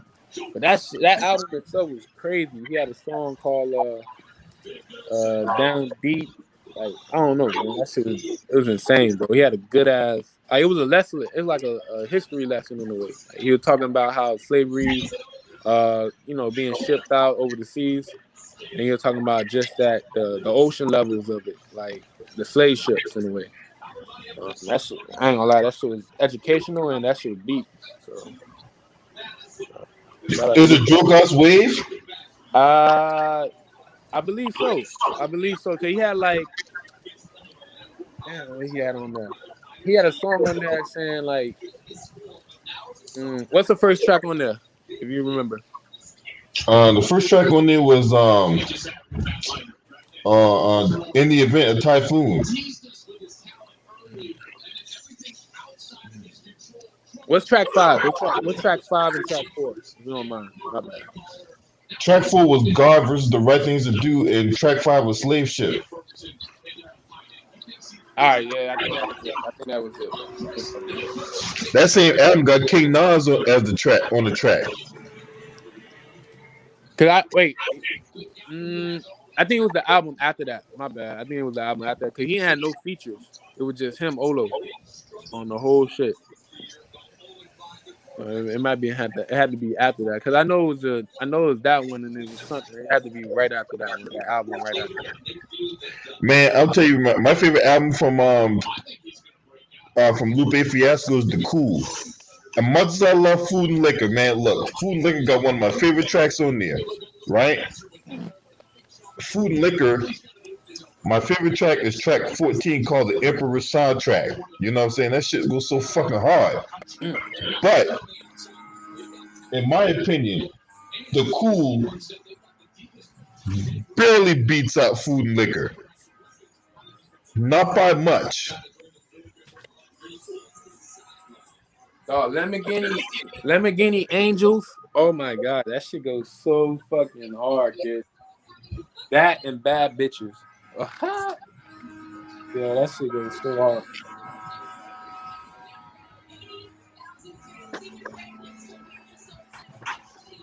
Yeah, that's my shit right there, man. I love Lupe Fiasco, man. When he first was introduced on that Kanye West album, that Kanye West song "Touch the Sky," man.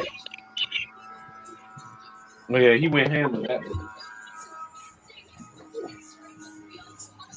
Hell yeah. Shit, boy, I gotta fly to work, y'all, boy. I'm gonna fuck with y'all though. I'm about to slide on up out of here too, man. You know what I'm saying? I got moves to make and food to eat. Hey, shout out to LB, man. And shout out to everybody. Shout out to Wait What. Everybody in the building this afternoon. Well, we ran 3 hours strong, you know what I'm saying, talking about all kinds of shit. I like doing these open forum topics every once in a while and all that, you know what I'm saying? Break away from the norms and shit, you know what I'm saying? So smash the like, hit the subscribe, man. You know what I'm saying? You want to donate. There's my Cash App, PayPal. If you want to donate to the channel, any donations will be greatly appreciated. Shouts out to the LDBC. This your boy. Scream at me. Oh!